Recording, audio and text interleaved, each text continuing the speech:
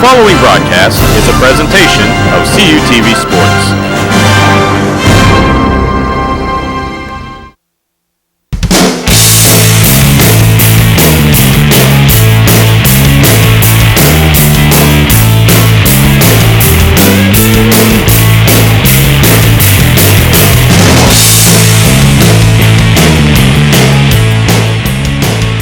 It's inaugural season. The Pittsburgh RiverRats have yet to pick up a victory.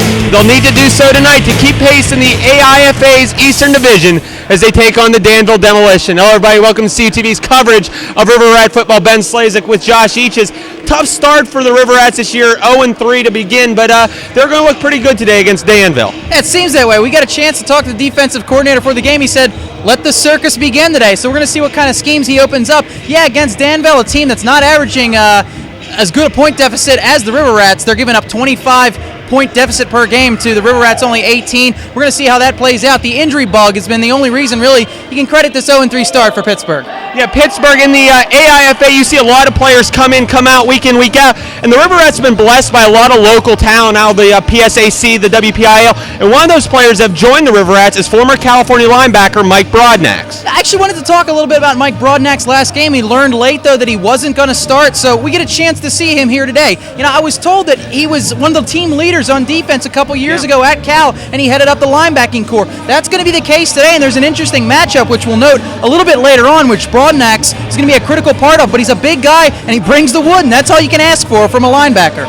One of the players that won't be in uniform for the RiverRats today is another former California standout, wide receiver Garvin Graves. Garvin Graves is a good time to watch, and it's a shame we're not going to get to see him today because he has fun on the football field, which is what the AIFA is all about. He's a big-time playmaker, and he's got better speed than most players in this league, so it's going to hurt the Pittsburgh RiverRats receiving corps, but guys like Marco Thomas and Tywan Knapp are going to get a chance to step up. Marco Thomas, ideal size for this league, 6 foot 205, possession receiver, great hands. We saw flashes of him in the last game, but he was overshadowed by Graves. As for Napper, he's your playmaker. He's going to be the deep threat today. He's going to make the acrobatic catches. So you got a little possession, you got a little bit of speed. Yeah, the big difference for Pittsburgh today will be who's getting the ball to those wide receivers. The last game we saw a little bit of David Dinkins. Today it's going to be Brian Ironman. Yeah, Ironman's going to get the start. You may recognize him here if you're a frequent watcher of CUTV. You saw him play for IUP. So maybe he doesn't quite have the experience Dinkins has, but that's different. Dinkins has NFL Europe and NFL experience. Ironman's played at a lower level of football, which might be better suited for arena ball. Dinkins just out there, it hasn't been a lack of effort, it's been a lack of production. He's just not getting it done. Quite frankly, if you ask me, he looks confused at times when it comes to making decisions on the field from that first football game. We'll see if Ironman does a better job of that today. The opponents for the RiverRats today is the Danville Demolition, much like Pittsburgh, looking for their first victory, 0-2 coming in, but their numbers don't even stack up to what Pittsburgh's done this year. Individually, they don't have the statistics there. As a team, they don't have the numbers there. In fact, I think I saw some statistic that they're having trouble averaging over 60 yards passing per game. What's that in arena ball? Yeah. That's nothing. Looks like Pittsburgh could be picking up their first victory here today. Either way, somebody's going to have their first overall victory. If you've never seen AIFA football, buckle up. It's going to be an interesting ride. One of these teams will start their path towards getting back in the playoff hunt. Another team will have to go at least one more week looking for that first victory. Danville and Pittsburgh, AIFA football next, right here on CUTV.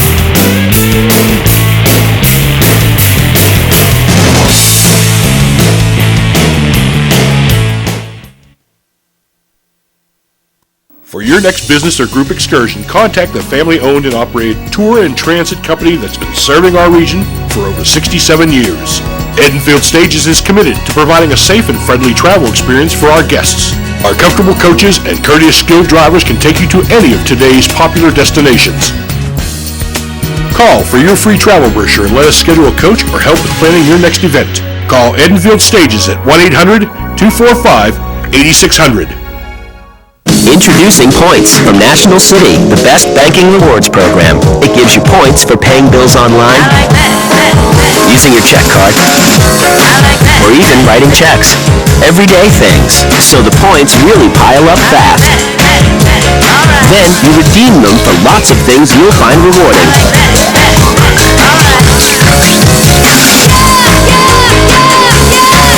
Points from National City. Sign up today. It's free. Toyota, a reputation built on reliability, a vehicle for every need, for every person, for every situation. The best-selling Camry, the economical Corolla, the sporty Celica. Looking for a truck? How about Tacoma and Tundra? Lots of options and ultimate safety. And if you're looking for an SUV, Toyota has 5 models to choose from, including the Highlander. Find them all at Washington Toyota. Dynamite deals right here today. Come on in, you're number one. Bowser's brand new location on 3rd Street in California is taking the town by storm. Wings are wild every Thursday. They're just 30 cents all day. Satisfy your munchies with $2 cheese fries from 10 until 2 a.m. every weekend. And Bowser's is famous for its Pittsburgh-style sandwiches smothered with cheese, slaw, and fries. With free local delivery and expanded hours, why go anywhere else? You've got to try Bowser's on the main street. They're taking California by storm. Welcome back to the Ross Draver Ice Gardens. AIFA football. The Pittsburgh RiverRats and the Danville Demolition get set to kick it off. Good evening, everybody. Ben Slazek, Josh Each is with you. Pittsburgh comes in with an 0-3 record. Their last loss to the Canton Legends, 45-11. Danville, not much better, coming on 0-2, losing 39-16 to the Johnstown River Rocks. Look at the head-to-head comparison. Yeah, taking a look at how these two teams stack up, I mentioned earlier on in our open the differential, the scoring margin between these two teams. Danville averaging 25.5 less than their opponents per game. RiverRats only 20.4. And I'll tell you, if the introduction of these two teams is any indication of how this game's going to go, I think Pittsburgh's in for a cruise today. There was even no emotion in Danville as they were entering the football field. They didn't seem like they want to be here, and if it says anything about it, they came to this game in a school bus, so how prepared can they be? Yeah, their best player on paper is R.J. Luca, former NFL player, and he just basically walked out of the tunnel and down the carpet. A little bit about the Danville Demolition, Danville, Illinois. Their head coach, B.J. Luke, and there's their website. The father of T.J. Luke. Yes, as you told me earlier, the claim to fame for Danville, one of them is they were the setting for the film Atomic Twister, which brought Carl Lewis a chance at an Emmy Award. Yeah, I remember watching that movie on TBS back in high school. Made for TV movie, so what can you expect? But hey, Danville's on the map, and now they got themselves an AIFA football team. You take a look at head coach Shawn Liotta of the RiverRats. Shawn Liotta, excuse me, and it's going to be a learning curve for a lot of these players. It's their first time in the indoor game, only three games into the season here. And now's about the time where you're going to see what kind of team you have, Josh. You've kind of solidified your roster, what players are going to stick around for the year, which players maybe aren't going to be there in the final game of the year. You're starting to develop your skills as a wide receiver in the quarterback position, and now's a good time to see what you're going to have the rest of the season. Yeah, and for a lot of these guys, this is their first crack at arena football, and most of them want to use it as a stepping stone to the AFL. They know that they're probably not ever going to make it back to the NFL if they were there, or get there if they haven't been yet.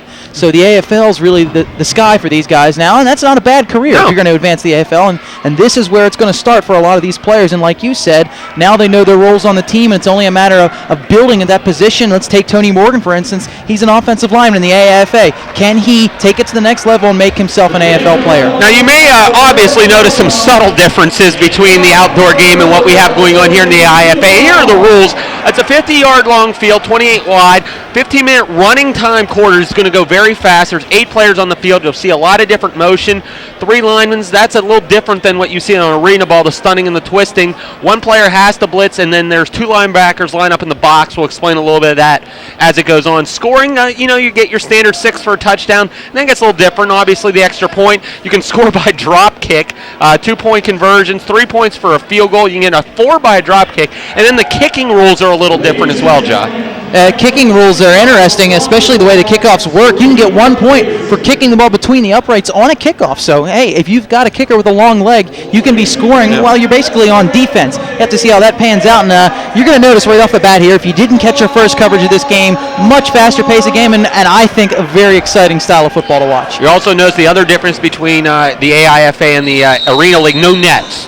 So the ball will go out. Due to trademark. Yes, exactly. Phil Cunningham will kick off, and he'll squib it up the field, and it'll be fielded deep. That is, Dinkins will take it around his 2-yard line, cuts it up the carpet on the middle of the field before he's swallowed up and collapsed down at the 11-yard line.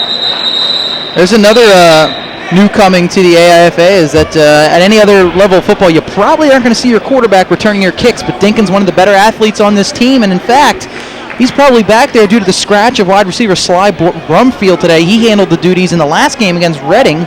And he had some shifty maneuvers back there, but due to a fumble, he was removed from the kickoff return duties. There was a flag down. They're going to pick it up. So the RiverRats will start 1st and 10 from their 11.5-yard line. It is the standard 10 yards to get a first down. And we'll go from there. And Dinkins getting the nod to start this game today. I guess he's going to be playing a skill position as Ironman is in the huddle too, meaning he'll be handling the quarterback duties. Ironman, the 6'3", 215-pound player out of Indiana University, the former Indian. He'll be under quarter. Now you'll see motion. 2 players can move simultaneously towards the line at the snap of the ball. Dinkins will be set back to the top of your screen. And I believe that is 21 at the bottom of your screen, Tywan Napper. Dinkins. Loop motion, Ironman, quick snap, fires it. That's complete to Marco Thomas. And he crosses the 20 and will have himself a first down. Here's one of the things about Dinkins being a wide receiver there. Other than the fact that as we take a look at this replay, keep your eye on it. I think Dinkins may have been offsides here as he was well down the field before the snap was actually taken. That's beyond the point, however. David Dinkins being in gives a little bit of versatility to this offense. Who knows? Remember, defensive coordinator Josh Lipkin said earlier, we're going to open up the circus today. Don't be surprised if you see a pitch back and some sort of flea flicker with Dinkins involved, being as there's 2 quarterbacks on the field. And if you like the wing tee and the veer, don't expect much of that today. Ironman under center, 2 receiver sets far back on the top of your screen right. And the snap of the ball, and I think we do have an offside. This could be a payback call, too. I thought it was big-time offsides on the last one. This one was right at the line of scrimmage, maybe a little bit cross, but I think the referees owed it to him more or less after the last play. There'll actually be a false start against the offense. We look up on that offensive line, 3-man lines for the RiverRats. It'll be Tony Morgan, number 60. Number 55 is Lee Barlow, and number 56 is Nick Barker. Barker out of Geneva College, 6'1", 278. Morgan, who had a cup of coffee in some of the other arena leagues and was a standout offensive lineman. He'll actually play center on this 3-man line. In the backfield is number 30, Deion Chambers, 5'11", 240. Quads the size of a tree trunk, and there's a different look of motion. Ironman back to throw, flag is down, swing out to the outside. It's Marco Thomas again, crossing midfield to the 24 of the Demolition, but we'll sort out the penalty. There's another good catch by Thomas, too. As I had suspected today, he's going to be your guy on underneath routes, your possession receiver that's going to come up with the hands grabs, and he's got 2 so far in this ball game. Napper was all the way down the field into the end zone by the time that pass was completed. He's going to be the deep threat, making the acrobatic plays today. So really, just as we had suspected, Marco Thomas with 2 early catches. We've seen a couple flags early, but both these teams, not many penalties. Pittsburgh with 5 penalties in 3 games, and Danville only with a couple. They're going to mark the penalty. They'll take the penalty, and it will be 1st and 10 from the 23 of Pittsburgh. And you are going to see more penalties in this style of play that many of these players aren't used to, still adapting to some of the new rules. And I think the hardest thing would probably be for a wide receiver, that motion and the timing of the quarterback and the receiver when they're at the line of scrimmage. Also look at the linebackers. One's blitz, one has to stay in a 6-yard box behind the line of scrimmage. He's the jack backer, and Dinkins will get the carry crossing the 24 to midfield. It's going to be 2nd and 8. Dinkins, not many carries on the year. I believe that is number 11 for him on the season. And Dinkins, one of those guys, like I had mentioned before, not a lack of effort, but a lack of production at the quarterback position. But he's too good of an athlete not to have on the field. That's why he's getting a starting nod today, but tailback / receiver rather than the quarterback position, as you see him make his way over to the bench for a couple of snaps now. Dinkins, that was his 9th carry, 19 yards on the season. You'll see frequent substitutions, 8 on 8. You don't see much Iron Man like you used to in the beginnings of indoor football. It's become a lot more, specialized is the term I'm looking for. Ironman sets his men in motion. He'll drop back, quick 2-step drop to the near sideline. That is reeled in and complete and should be enough for a first down. Grab made by Marco Thomas, who has 3 catches already on today's game. Came in only 5 on the year for 33 yards. He may double that before the end of the first quarter. This came into Napper on the sideline here. My mistake, 21. The acrobatic catch, like I said, Napper and Thomas are going to be trading shots left and right here today. They try to get the ball to Garvin Graves just about every time against the Reading Express, and yeah, that's a good idea as he's your best receiver on the field, but Thomas and Napper are playmakers themselves. You're going to get an opportunity for them to showcase their talents here today. Napper, a little guy, 5'11", 190. And there's Thomas with a loop motion. Ironman looks his way, going for the end zone. Right corner, touchdown, RiverRats.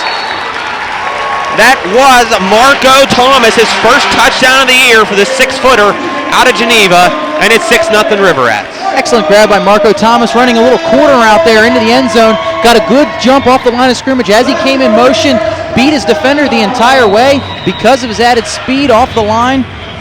Quarterback just had to deliver that one, and Marco Thomas made a nice on-the-money grab. David Abdul will come on for the extra point, the former Pitt Panther. Looks like Thomas will be the holder.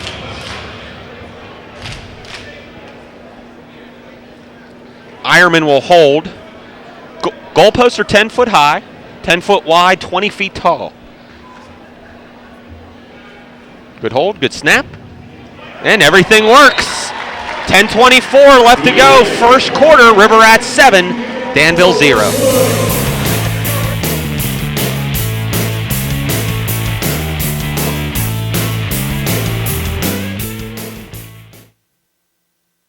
Introducing Points from National City, the best banking rewards program. It gives you points for paying bills online, using your check card, or even writing checks. Everyday things, so the points really pile up fast. Then you redeem them for lots of things you'll find rewarding.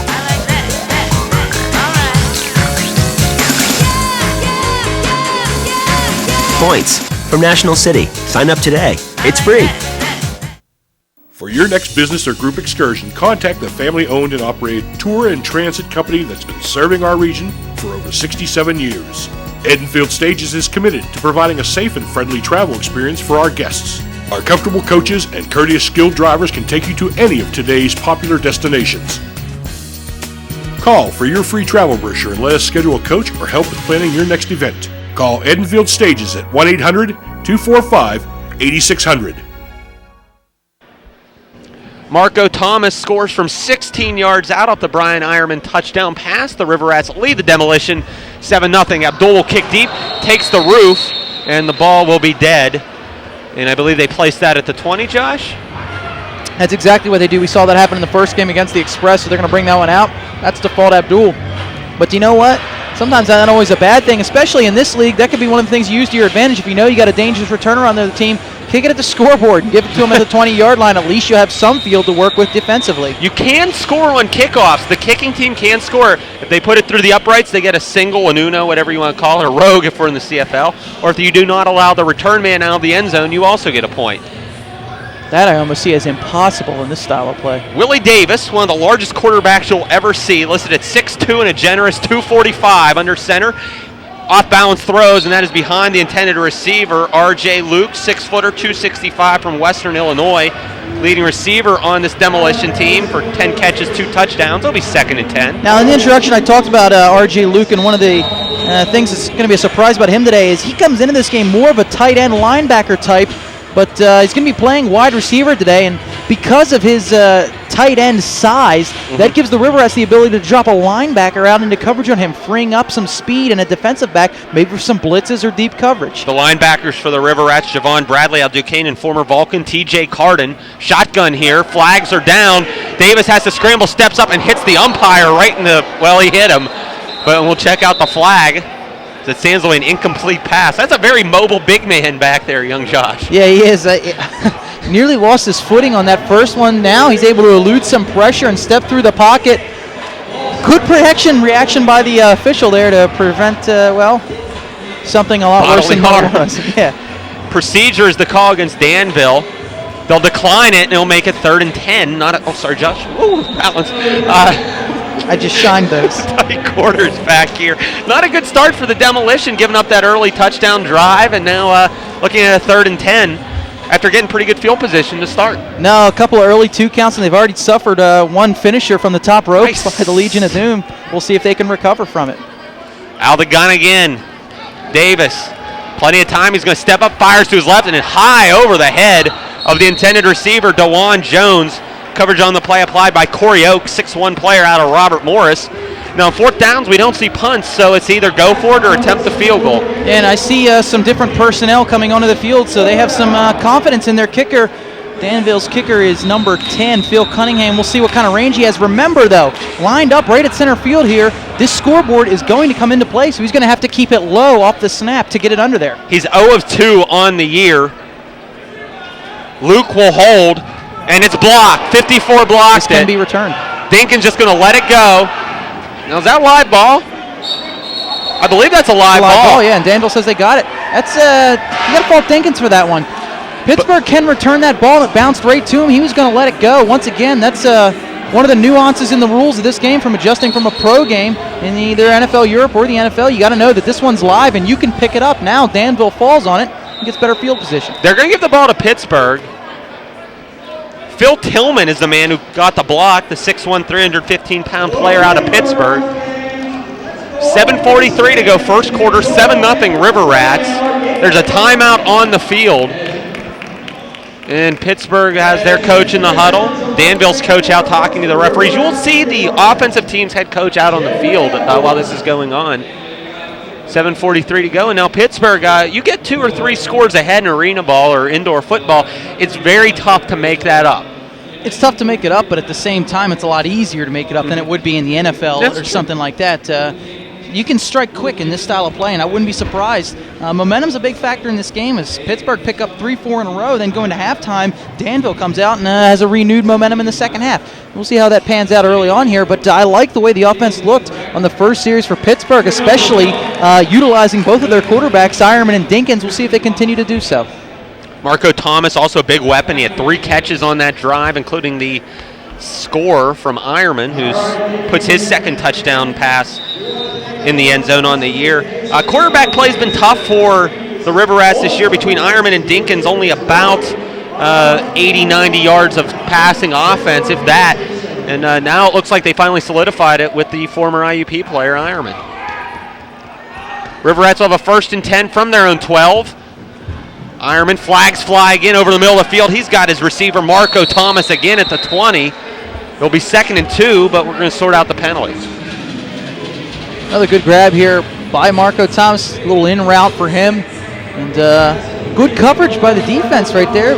Thomas was able to get some separation from the defensive back over an Ironman with a nice delivery so far. I'm going to have to say that Ironman looks a lot more comfortable in this style of play than did David Dinkins. Maybe he's better suited as a receiver or tailback. It's going to go against Danville. I believe that is the signal for the linebacker violation. The linebacker goes out of the box. And will they take it or will they decline it? They're going to take the 5-yard penalty, so it's going to be 1st and 5. They'll walk the ball up to the RiverRat 18-yard line.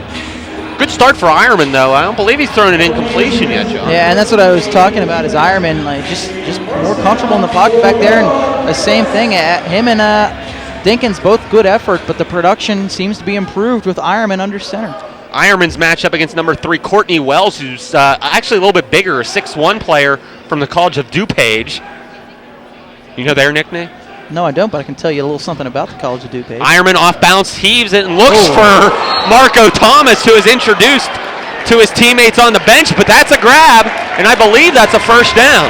And he'll earn some respect from the crowd here at the Ross Draper Ice Complex, 2nd down. and he should. Excuse me. Marco Thomas with now 5 grabs in this ball game, and if you can take one positive out of no Garvin Graves today is that you're going to learn that you have some other playmakers on this team, and I think Marco Thomas is establishing himself as just that. Let's take a look at it now. Out route for Marco Thomas, runs it again, gets some separation from the defender, but less separation from the boards. Still hangs on to it, and very Aaron Rowan-esque, sacrificing his body for the ball. I was about to say, 1, you see that hit in the AFL game a lot for EA Sports. 2, that pad comes off right where he got hit because that is the door to what would be the bench in hockey, and there's not a whole lot of padding there. Everybody knows that getting checked through the door in hockey is the most painful play there is. And Josh, I played on this rink. These boards are not very soft. They toss it to Dinkins, and this is where you can use the speedy quarterback, and he's going to pick up about 4 yards. A little pleasantries exchanges. Dinkins and number 25, Carlos Lattimore jaw. It's going to be 3rd down and 4 to go. Watch his hit. Dinkins getting himself to the sideline. He is planted in those boards. He bounced off the pad and falls to the turf. And remember, the turf nor are the boards forgiving in this game, as you're playing on top of an ice surface. Yeah, Josh and I went out on the field before the game started just to get a feel of what's going on. We just danced around the end zone a little bit, and there's not a whole lot of padding out there. Let's put it this way. I'm sure you've all seen like a practice putting mat you might have had at home before. That's basically what the carpet's made of, and I'd say there's about a half-inch layer of rubber that is the padding between the ice and the playing surface. First third down of the game for the RiverRats, come with 5:10 to go first quarter, dump it off, and that is complete to Tywan Napper, and is very close to the first down. They are picking on Luke out there, who we talked about earlier, not the fastest guy in the world, and Napper, one of the quickest for the RiverRats, and it will be a first down for Pittsburgh. And they should be taking advantage of it. And, not to say anything bad, but talking to Coach Limpkin, the defensive coordinator for the RiverRats here, they said the only reason Luke plays that defensive back wide receiver position is because his father is the coach. So once again, maybe the coach playing a little bit of favorites with Luke on the field right there and putting his son somewhere where, quite frankly, he probably shouldn't be. It's like Little League in the AIFA. Yeah. Coach's son, never really the most liked guy on the team either. Ironman. 2-minute motion, top of your screen right. Ironman, little pump fake. He's got a man wide open. 6 points, RiverRats. David Dinkins. His first touchdown reception of the year, his first catch of the year. Ironman with 2 scores and a 13-0 Pittsburgh lead. RiverRats out to an early lead here, and like I said, they're going to just build from this momentum. Things aren't going to be all over yet, as the abilities to strike quick in this league are certainly there, but Pittsburgh looking impressive thus far, and based on what I saw, that first offensive possession for Danville, it's going to be hard for them to generate this much scoring. Nice pump fake by Ironman, really froze the corner. And now Abdul, who's now 2 of 2 on the year for extra points, equivalent of about a 17-yard field goal here. No wind. Ironman's kick up off Murph's Pub and good. 14-0 RiverRats lead, a pair of Brian Ironman touchdowns. The last of David Dinkins put them up by 2 scores.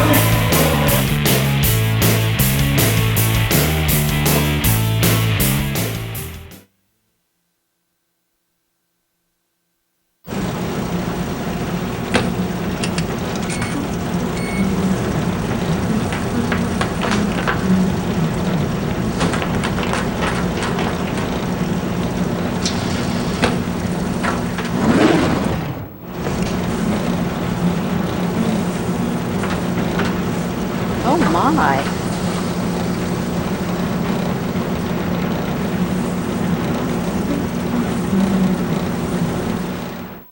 Loggerheads, the area's best in casual dining and entertainment.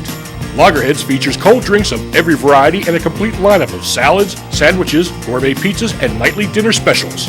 Loggerheads also offers daily food and drink specials, coffee, and dessert items. Or try our Sunday breakfast buffet available until 2 p.m.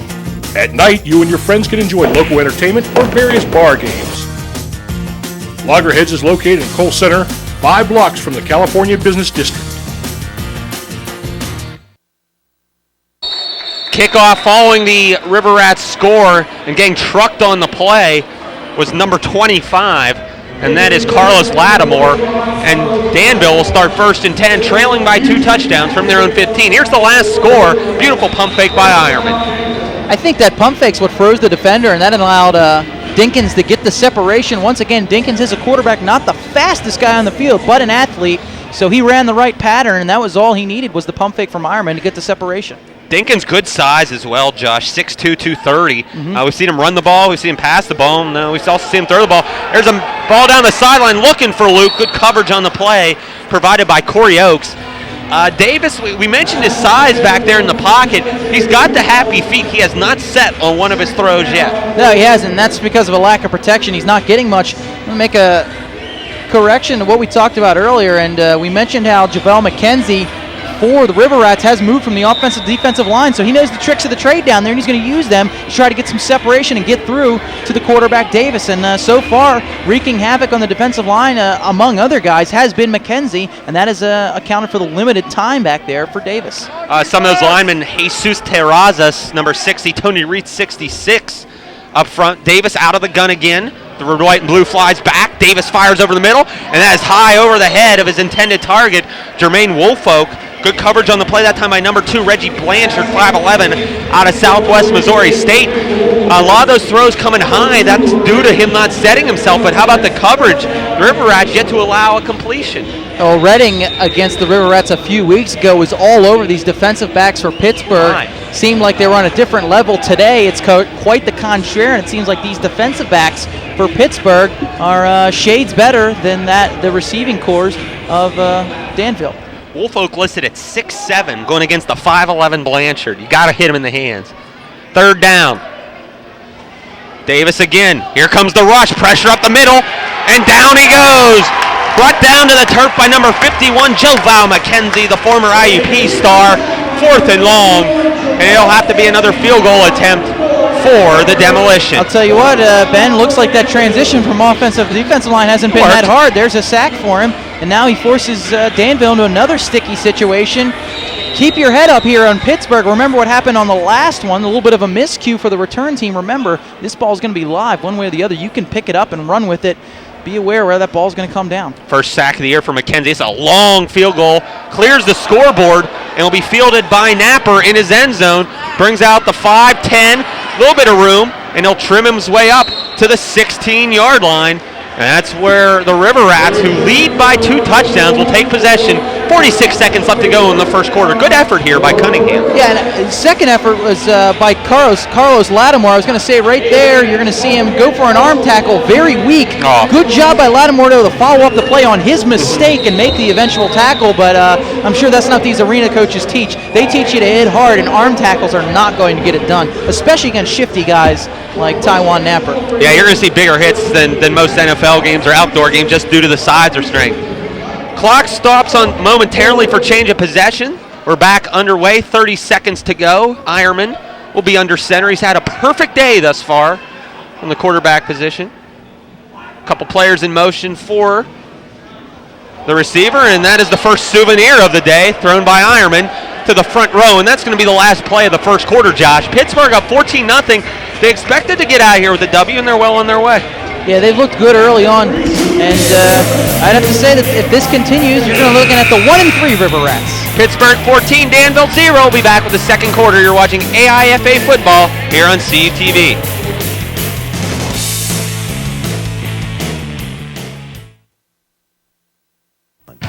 Bowser's brand new location on 3rd Street in California is taking the town by storm. Wings are wild every Thursday. They're just 30 cents all day. Satisfy your munchies with $2 cheese fries from 10 until 2 a.m. every weekend. And Bowser's is famous for its Pittsburgh-style sandwiches smothered with cheese, slaw, and fries. With free local delivery and expanded hours, why go anywhere else? You've got to try Bowser's on the main street. They're taking California by storm. Don't be fooled by imitators. We're talking the real deal here. Accords and Civics in stock, in style, and ready to move. Don't settle for less. Step up to Honda Odyssey, the ideal family vehicle. And don't let yourself down. The rugged and functional new Pilot, the Honda of SUVs. Get the vehicle you want at the price you want from a dealer you know. Washington Honda. Dynamite deals right here today. Come on in, you're number one. Welcome back to beautiful Rostraver Township here in southwestern Pennsylvania. Your Pittsburgh RiverRats lead the Danville Demolition 14-0 after one quarter in this AIFA Eastern Conference matchup. Ben Slazek, Josh Each is with you. RiverRats expected to come out of here with a win today. They saw Danville on the schedule after 3 tough ones and thought maybe this will be number 1 in the win column. A solid first quarter, especially with Ironman and Marco Thomas, and the defense has not played bad at all either. Starting off with Ironman and Marco Thomas, it seems like those two have a real connection on the field, and the highlight of this game may be the off-the-field note that Garvin Graves isn't playing, certainly the entertainer of this football team, so you can say the crowd maybe not getting their full money's worth as Graves isn't on the field, but certainly their team is producing better than they have in games where he was out there, and they're learning that guys like Marco Thomas are out there to play for this RiverRats team and make some plays, just like Garvin Graves is. So Thomas, your possession guy, to Garvin Graves, your flashy highlight guy, who isn't even on the field today. Marco Thomas, an excellent showcase in the first half, and yes, Ben, the defense looking 10 times better than they have in any game so far this season. Thomas and Graves both have, as we say in the business, they both have the steak. Graves brings a little of that sizzle to the game. Thomas, a 16-yard touchdown pass. David Dinkins, a 24-yard touchdown pass.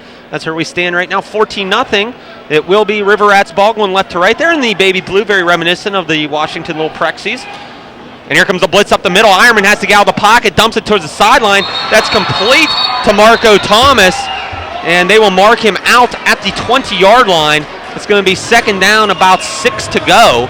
But Marco Thomas, that has got to be at least his 6th catch of the evening. And from what I was aware of, that you're still in play if you bounce off the boards, which seemed to be the case right here. I did not see a knee touch by Marco Thomas, but they did blow him dead. I'm going to breeze through the rules real quick and see if I can figure that one out.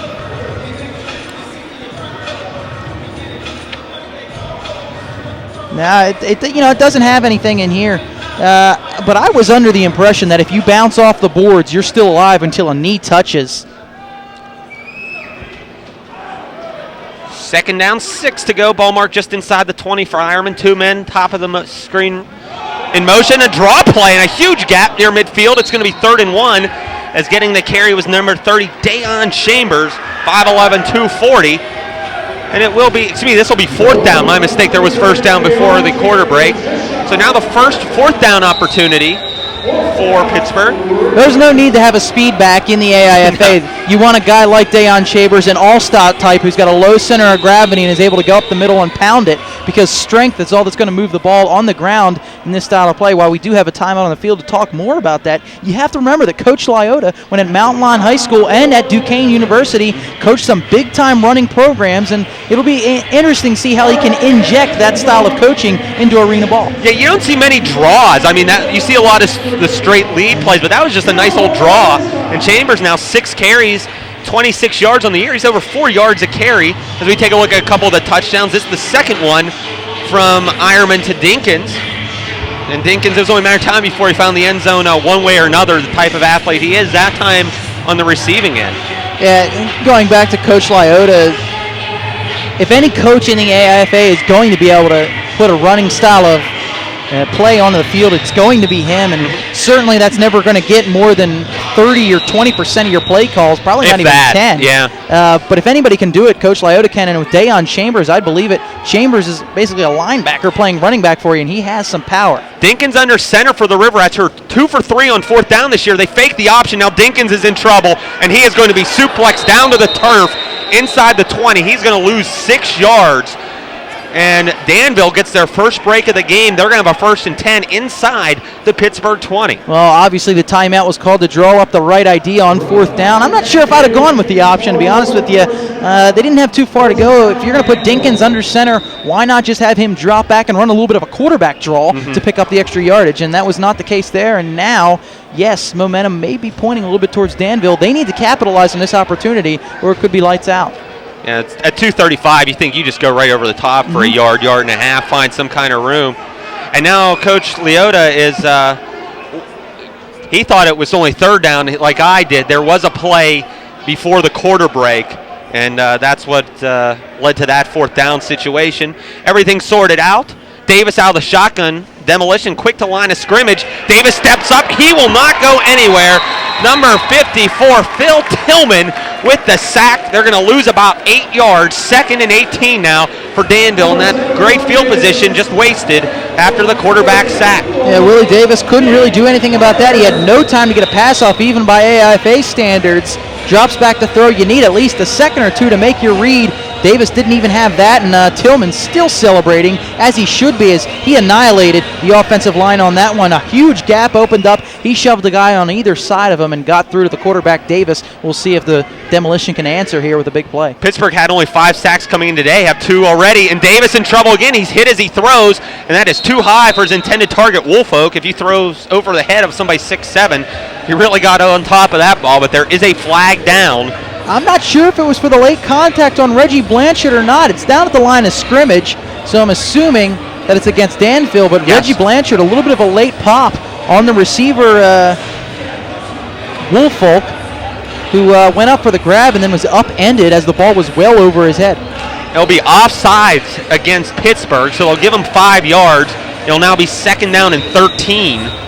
And for quarterback Davis, just not a good start to this game. He's dancing around back there. He's got blue helmets, blue and white coming at him from every angle. He hasn't completed a pass, and we have 12 minutes left to go in this first half. He'll be under center on this play. The deep receiver coming in motion. And Davis in trouble again, and he will be driven down at the 20. Wrong play call for that situation right there, Ben. I took a look at the wide receivers. They both ran hook and goes. The hook was there. The go was not. By then, Davis had run out of time. You're not going to see the receivers on this play, but you saw that little pump by Davis there. That pump was for the hook routes. Had he released right there, he had two open receivers that he could have delivered the ball to. As they turned around for the go, he then ran out of time and got a sack. Coach has got to go back to the drawing board right there, and I think at least one guy's got to stay underneath on plays like that for the dump-off option. It was Joe Val-McKenzie getting his second sack of the game. Number 32 just completely whiffed on the block for Joe Val-McKenzie. Third down and long. About 20 to go. Davis just heave it to the end zone, and he will do so, looking for the corner, and is picked off on the play at the 1 yard line by Eugene Padgett. The 6-footer out again, and pass intended for number 11, Mike Terrell. And the RiverRats will play takeaway after Danville just blows a golden opportunity to get back in this game. I wholeheartedly believe in the play call here. Heave and believe. But when you got a guy that's 6'7" on your team on 4th and long where you got to get to the end zone and you're isolating both sides of the field, why isn't Jerome Woolfolk part of your heave and believe play? If you're going to isolate somebody, isolate a guy that's got 7 inches on the fender, chuck it into the air and see if he can come down with it. Bad play calling by the Demolition coaching staff. Yeah, Terrell was only 5'11". He was the only receiver in the pattern. Everybody else was basically blocking to save Willie Davis's life. The ball we placed inside the 1 yard line, so we might see a little bit of that ground game. With 11:05 to go first half, Pittsburgh leading 14-0. On the other hand, in this indoor football game, you might see a 50-yard TD pass. And I agree with the guys in the truck. You have to run a quick passing route here somehow because it's very easy to stop the run here, and you got to think that that's what Danville's anticipating. Ironman now under center, and he will heave it. This one kind of sits up on him and will fall short of his intended target. Taiwan Napper kind of floated out of his hand, and it will be second down inside the 1 for Ironman. I also noticed on that play, Josh, they moved Luke from a corner position. He was playing linebacker there. And what had happened here is all the wide receivers anticipated this throw to get much further down the field. Ironman simply ran out of time, had to release it, didn't get everything on it as he was hit when he threw. Receivers couldn't come back to the ball in time, so they're going to take another crack at it here on second down. Yeah, and it's tough for a quarterback to throw that long touchdown, that touch pass due to the ceiling being not quite as high as you would say in the Mellon Arena or some of the other bigger arenas. And the scoreboard certainly doesn't help. It cuts off the entire middle of the field for you, unless you're the kicker Abdul, and then you know the separation, the parameters between the top of the scoreboard and the ceiling. Ironman on second down, fires, quick strike at the 6 yard line, and a heck of a grab by who else? Marco Thomas, who was lining up player of the game honors early here in the second quarter. Moves it out to the 11 yard line. It's going to be third down and about 2 to go. Slant route by Marco Thomas. Iron got everything on that one. That one actually shot Thomas's hands right back to in front of his eyeballs. And he was able to hold on to it anyway. Great grab by Thomas as that snag easily could have been implanted into his helmet. But instead, he comes up with it and very near a first down for the RiverRats. Pittsburgh only 20% on third down. That may seem like a low number, but that's only on 10 opportunities. Remember, you score a lot on first and second downs. It'll be Ironman under center. Dinkins will loop around in motion to the left side. Ironman to throw. Now he scrambles out to his right and throws a horrible pass into the crowd. That one just kind of slipped out of his hand. He had Thomas over on that near sideline, but there's a flag down, and this will go against Pittsburgh. Now, if you're Danville, do you take the fourth down here, Josh? It would be 4th and 1. Yeah. You mean if you're Pittsburgh? Yeah. Yeah, if you're Pittsburgh, I think you're going to go for this here. You have the lead. It looks like Abdul's going to come on for the kick. Yeah, that's also a good option, but the scoreboard's in your way, especially as you're right in the center of the field here. With a coach like Shawn Liotta, I think I put this one on the ground. Now that you have a little bit of space to work with, maybe a pitch to Chambers, let him run over one guy, flood your blocking out to either side, and all you're going to do is pick up the 1 yard, and I think Chambers has that ability. Instead, we're going to get a timeout, and I think Coach Liotta's going to rethink this kick here, and maybe they will go for it. Well, it's not like Danville's lighting up the world on offense. Here is the North Division. I mistakenly called it the East earlier. AIFA. Canton, the Canton Legends, defending champions in this league at 4-0 top. Then you have Reddington, Huntington, Erie, Johnstown, Danville, and Pittsburgh, a lot of the Northeast schools or Northeast teams there. AIFAProFootball.com is your site. You can get the links to all the individual teams as well. Now we're going to take a look at the other division in the AIFA after we look at the Pittsburgh RiverRats website, www.pittsburghriverrats.com. And don't know too much about the South Division. All we do know is that the Mississippi Mudcats took it to the RiverRats in their first game, their inaugural game. It was in Mississippi, and that team is at 4-0, so you can only assume that a team that beat the RiverRats that handily and is at 4-0 is the team to beat in the South. And can't say that we know too much more about those teams below them there, except that a couple of those teams, namely Florence, I noticed, and Lakeland, a couple of those players were the houses for some of the RiverRats last season. Yeah. And most of those teams in the Floridas and the Carolinas, we know it's Baltimore, but most in the Gulf Coast region, if you will. They are going to go for it here. It's going to be 4th down, about 1.5 yards to go. It'll be Ironman under center. To motion. Ironman, quick drop. He's got the fade to Marco Thomas, who can't get under it. It'll fall incomplete just shy of the 20-yard line. And Danville, for the second consecutive possession, will start inside the 20-yard line. This one will actually be inside the 10-yard line. They've yet to put any points on the board. RiverRats 14, Demolition 0, 8:38 to go here in the first half. That was a pretty good delivery by Ironman, actually. There, he put it in the right position. He got it right over the outside shoulder of the wide receiver. Unfortunately, with a shorter field here, a narrower field, the outside shoulder doesn't leave much space to work with. Thomas showing a second gear they're putting on the afterburners, trying to run over it, but it's just a little bit over his head. Now can the Demolition come up with an answer? Trips to the top for Davis, who's just going to run it. That might be their best mode of operation. Inside the 6 to the 5. It'll be 2nd down and goal as Willie Davis picks up about 4. Davis on the year, a couple carries, more than a couple. That is his 13th on the year, not counting sacks. He averages about 1 yard a carry. As you take a look at the replay there, the guy that made that play happen was number 32. He's for not on Danville. here. Not on our roster, but looked like he was playing the tailback position. He busted through the hole and hit the linebackers, chipped them away, and open up a little bit more space for Davis to pick up 3 or 4 yards. Davis on 2nd down. He's going to throw. The right-hander scrambles. He's going to step up, and he'll be met at the 5. Picks up about 2 yards before he's crushed on the play by T.J. Carden, 6'2", 240, the former Vulcan middle linebacker with a smack. It'll be 3rd and goal from the 5. Love to hear those oohs and ahs coming in from the crowd. Carden felt it when he hit him. He knew that he was going to get a reaction, and it's things like that in this league that are so pivotal, generating some momentum for your team. It's whether it's a big hit, a big grab, or even a little trash talking, which, by the way, is encouraged in the AIFA. And Carden certainly probably let some of that fly after that big hit on Davis. 36% on the year is Danville on 3rd down. This is 3rd and goal. Ball just inside the 5. Davis under center. He wants to slant to Luke. Fires outside. It's tipped on the play and knocked away. Credit the breakup to Javon Bradley. 5'10", 2 1/4 from Duquesne. We were talking to their D coordinator before the game. They said a couple more inches on Bradley. He's playing at the next level. He made an outstanding diving play to knock that away from Luke. Right there, and you see a youngster getting a souvenir in the crowd. That's one of the things you like to see. That's what's fun about this atmosphere. Come out and see the RiverRats. It's a good time. Ben and I were talking during the break just to get out on a Sunday afternoon with the young kids and enjoy yourselves. Great bargain. It's a good deal, and there's good food here, and they put on a pretty good show for the kids to watch. Timeout called on the field by Danville. Not as rule intensive as maybe an NFL game. You just come out and watch some guys play pitch and catch. That's exactly what it is. And for these guys out on the field, they're not making $3 million a game just out there because they love the game. And they're not too good for you. Like you're saying, those guys that make $3 million a year. A lot of these guys were out on the field prior to warm-ups, after warm-ups, playing with kids on the field, playing catch with them, and probably making their day. Now if it's 4th down here for Danville, big decision to make. This was earlier in the game. Their best chance on a 4th and long situation, the interception by Padgett.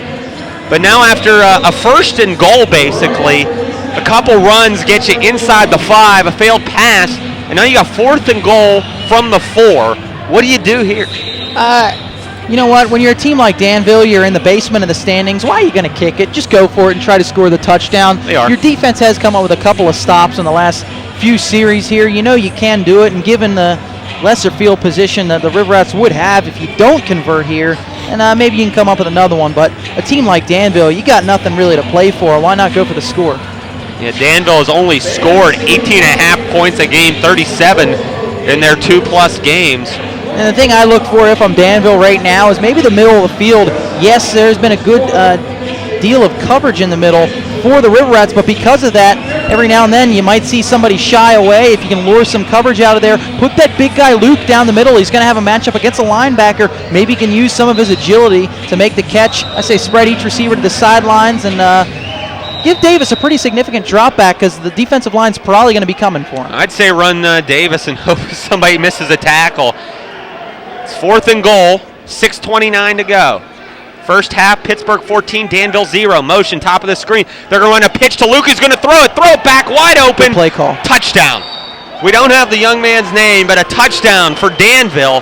And they get on the scoreboard 14-6, and they allow the big man, 66, Tony Reitz, to spike the football. Nice play call. That terrific play call. I love that right away.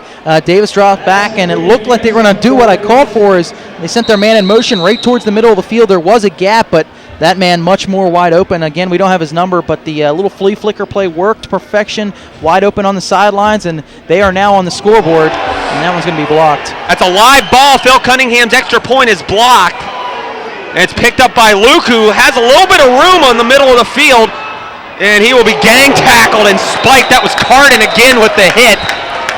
Danville gets on the board, but the extra point turns out to be a little bit more trouble than it's worth. Pittsburgh 14, Danville 6, 5:45 to go, first half. Be right back here on CUTV.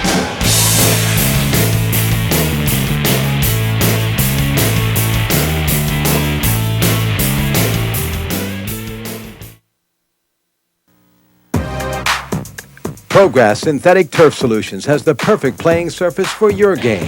From design and manufacture to installation and implementation, Progress gets the job done right. And Progress stands behind each and every installation with the industry's best guarantee. From football and baseball to soccer and lacrosse, there's a Progress surface perfect for your application. Progress is great for anybody's game.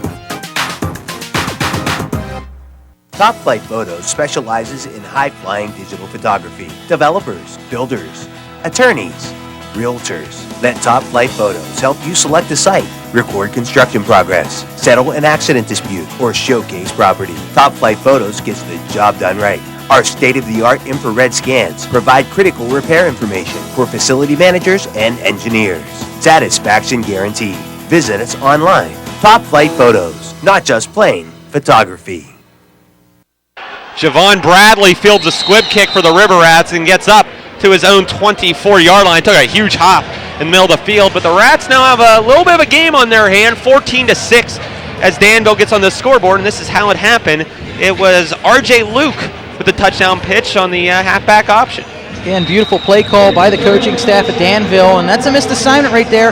Corden, the guy that delivered the big hit on the extra point after the block, was actually the one who missed that assignment. He allowed number 32 to slip through his line of sight there and got open on the sideline. You saw him come charging into your picture at the end there, but he fell for the pitch and was victimized, and that's why the Danville Demolition are back in this ball game. I think the RiverRats need a score here. Well, Pittsburgh used that over pursuit to get to the quarterback, and then Danville took advantage of it that time. Ironman to throw on first down, looking deep down the middle of the field. Dinkins is tripped, and it's intercepted. There is a flag down.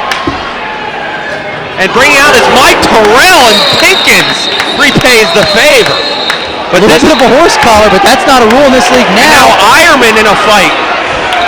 And this is what you're going to see in AIFA play. Ironman and Jerry Christian, and now a couple more players involved. Dinkins joins the fracas. I think it's... I'm waiting for Ray Emery to come down the ice, John. A good thing that Garvin Graves isn't in this ballgame, because he probably helped this with the talking on the field here. And I think the thing that caught the eye of the Danville players was that horse collar tackle by Dinkins. Sort of a dirty play there on Terrell, but that's not illegal in this league, only in the NFL. So Dinkins making a legal play, though it maybe wasn't the cleanest, just doing his job to bring down the return man, and this ball is going to end up back with the RiverRats anyway. Let's take a look at everything that happened here. First of all, Dinkins is tripped up. I don't know about that. Looked like their feet got tangled up. Terrell gets the interception. Dinkins is going to come back into your picture now and make the tackle. Like that's not too bad. It isn't horrible, but he did grab him by the shoulder pads and pull him down from behind. And then what happened away from the play is what really caught the ire of the Demolition players. And I think we might have somebody kicked out of this ball game as number 11, Mike Terrell, is still raising you-know-what down on the field, and he just threw his helmet. Well, the referee just threw his hat because he didn't have his flag. So it should be first down for Pittsburgh after the interference. And now the coaches are out there trying to pull players apart.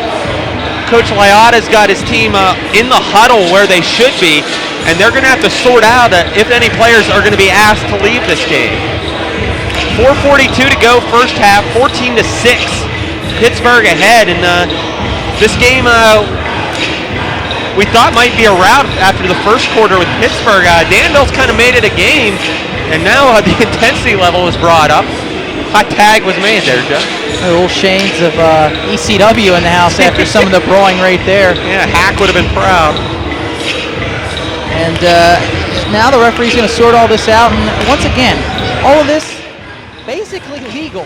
In the AIFA. They want this kind of stuff to happen, and that's what's going to draw a crowd. People want to see controversy. And again, I don't know. You can't see it on that replay, but I thought don't know. he tripped on the carpet, to be honest. I thought his feet got tangled up. He got tripped. There was a slight push, but nothing that should have caused him to fall like that. And looks like both fouls are going to be called against Danville. One, the pass interference. The second, certainly, the unsportsmanlike conduct on Terrell after throwing his helmet after that little scrum. It could even have been two for Pittsburgh to 3 for Danville. Yeah.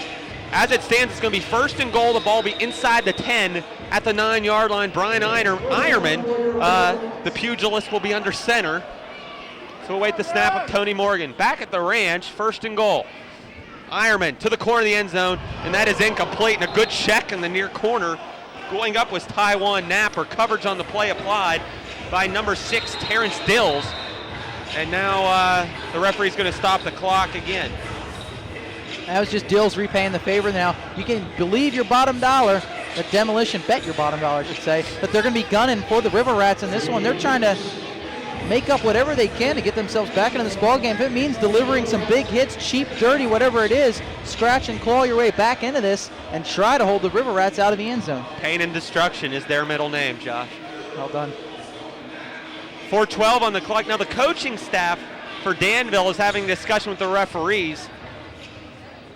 I'm not sure if it's about an eligible player or if the penalty situation. You can't really go back on that now. Plays happen, and we're back in the game. It's going to be second and goal. Ironman looking for touchdown toss number 3. He's got one to Thomas and one to Dinkins. Thomas lined up top left. Dinkins will be in motion with Napper on your bottom of your screen right. Look for a dual cross and Thomas to be ISO'd on the right side. Over the middle looking for Dinkins, who kind of alligator armed that. But it will be incomplete, but there's a flag down. And an injured player, it appears, for Danville. I think you're going to see where the flag comes in, and towards the end of this play, one of the RiverRats players gets a little bit of a shove, and I believe that's where it comes from. Oh, I don't know. Could have been. I don't know. I saw the guy actually go down, and Dinkins kind of swung around, looked like a Mortal Kombat sort of trip behind the play, and I think the referees may pick the flag up there. I don't think anything illegal occurred. It was just bodies flying, and some guys went down. It's going to be first and goal from the 2. They did call pass interference. I thought Dinkins kind of short-armed it because he saw the other defensive back come across the middle. That may well be the case. See if they use the big tailback Chambers here, fullback I should say. Dinkins is all the way at the bottom right of your screen. Ironman under center with 3.5 to go here in the second quarter. Now they'll motion everybody to the top of the left. And they'll toss it back right to Chambers, and he will find the end zone for the RiverRats. Touchdown, 20-6, Pittsburgh ahead. Once again, some unfriendly words be exchanged in the far corner, and the officials are going to have to separate these players once again. Now the celebration begins by Darnell Dinkins and the RiverRats, and it's a good use of the running game here in the Arena Football League because if you're going to isolate one side, you know all of your defenders are going to have to creep over there to pick them up, and there they go to find these receivers in motion. That leaves Chambers this whole side. All he's got to beat is a linebacker. Low center of gravity, dives over the goal line. RiverRats back in the scoring column. Yeah, that's a good call, Josh. Instead of trying to beat 3 or 4 blockers over here, basically you're one-on-one, and that's what you want as a running back. Abdul for the extra points will be the first attempt this way. The carpet a little lumpier this way, so see if that gives the footing any problems. Abdul's kick is up off the Mound Valley Thunder sign. And there's a flag down.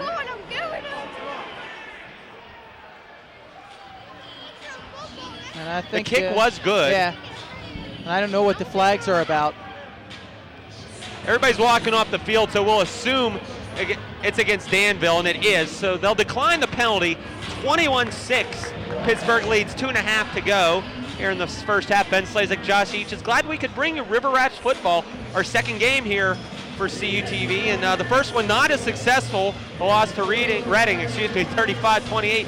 But here's some of the upcoming schedule. The next 2 home games will be shown right here on CUTV, March 30th and April 14th. Yeah, they'll be taking on Johnstown and Florence. Johnstown, you can say a little more about than Florence, as they're in our division here.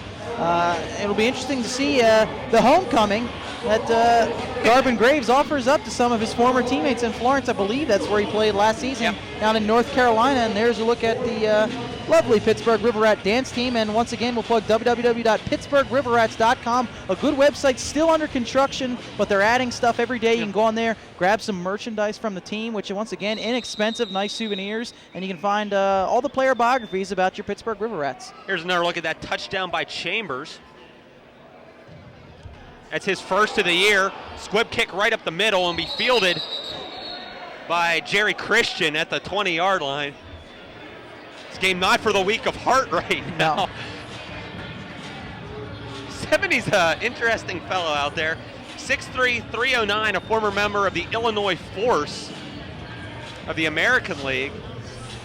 Or the National League, I should say. Less than Christian behavior by Jerry on that one. It is Lentz. It is Lentz. Don't know what he gave up. Well, again, now Danville will have their third possession inside the 20-yard line. They put only 6 points up on the board thus far.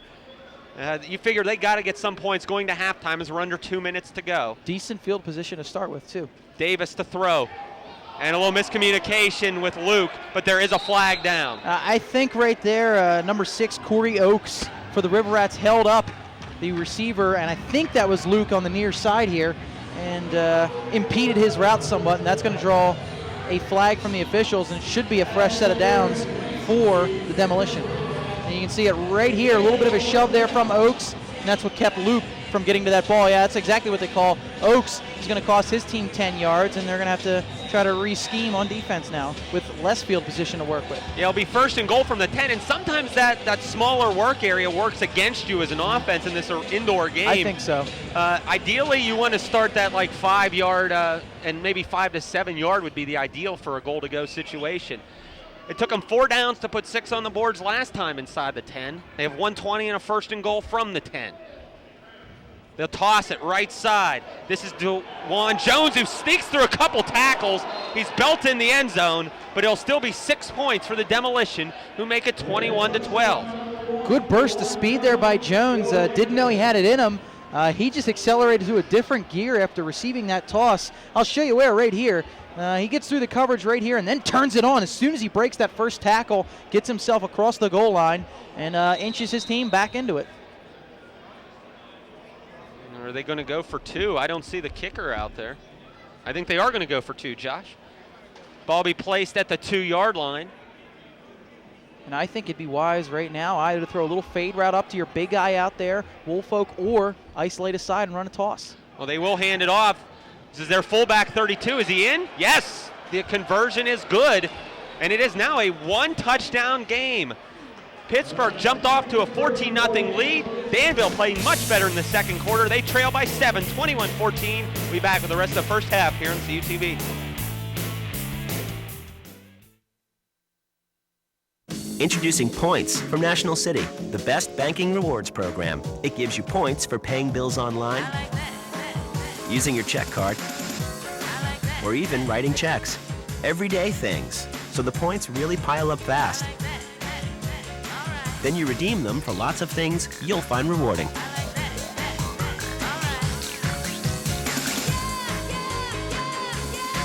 Points from National City. Sign up today. It's free. Order up. What's the matter, baby? My girlfriend, Aisha, she left me. Oh, that's skinny. She took my appetite and my ability to love. Oh, baby, here. Try your sandwich with a Pepsi. You got what I need, but you said you just a friend. So tell me what you think about my Isaac and player. Oh, baby. Sandwiches need Pepsi. It's the cola.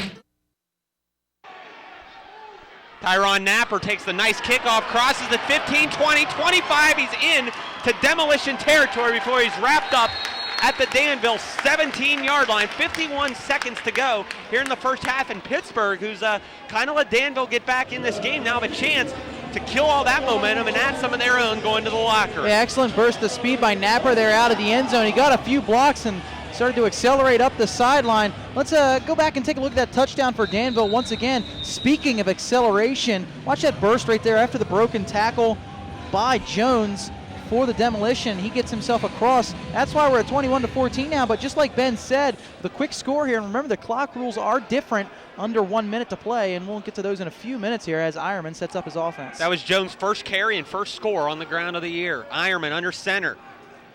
Drop back again. There's that pump fake. Now he's running out of room. Fires out to Thomas, who completes it at the 13, and he's pushed out of bounds inside the 10. It'll be first and goal for the Pittsburgh RiverRats. After the touchdown by Jones, the two-point conversion was completed to Harry Lattimore, who we had at 40, but he's wearing 32 today. He's got a touchdown and deuce. But Pittsburgh looking for another first and goal situation, and Marco Thomas, another big-time catch. Yeah, and the rule is now, while we have a second here, is they're called the 1 minute time rules, and what happens is during the course of a ball game, the clock remains moving unless there's a timeout. After 1 minute, then the clock stops due to incompletions. Remember, so many passes in the AIFA that if clock stopped after every incompletion, we'd never get out of here. And that is considered out of bounds, so it does stop the clock. 44 seconds left. Over the middle, touchdown Dinkins, his second TD grab of the day. And the RiverRats strike right back. It is now 27-14. And in fact, it's probably not the way you play or the way you coach, but in effect, you may have left a little too much time on the clock for the Demolition to strike back here before we go into the locker room. Certainly, you want to score whenever you can, but when you consider it, Danville now will at least have a chance to add some momentum onto their side as they head into the break. Dinkins, 2 catches on the year, 2 touchdowns, both in today's game. Abdul's perfect 3 of 3 thus far today. Look to make it 4 of 4. Line has to be inside the tackles, and that's what the referees were adjusting there. Abdul's kick is up. Did that get inside? Yes, it did. 28-14 with 39 seconds left to go. And Dinkins, you have to admire his professionalism here a little bit, Josh. A lot of players, especially maybe in the upper leagues, they're I don't want to say kicked out, they were replaced as a starter in one position, such as Dinkins was a quarterback. They may mope, they may not practice as hard, they may not really care a whole lot.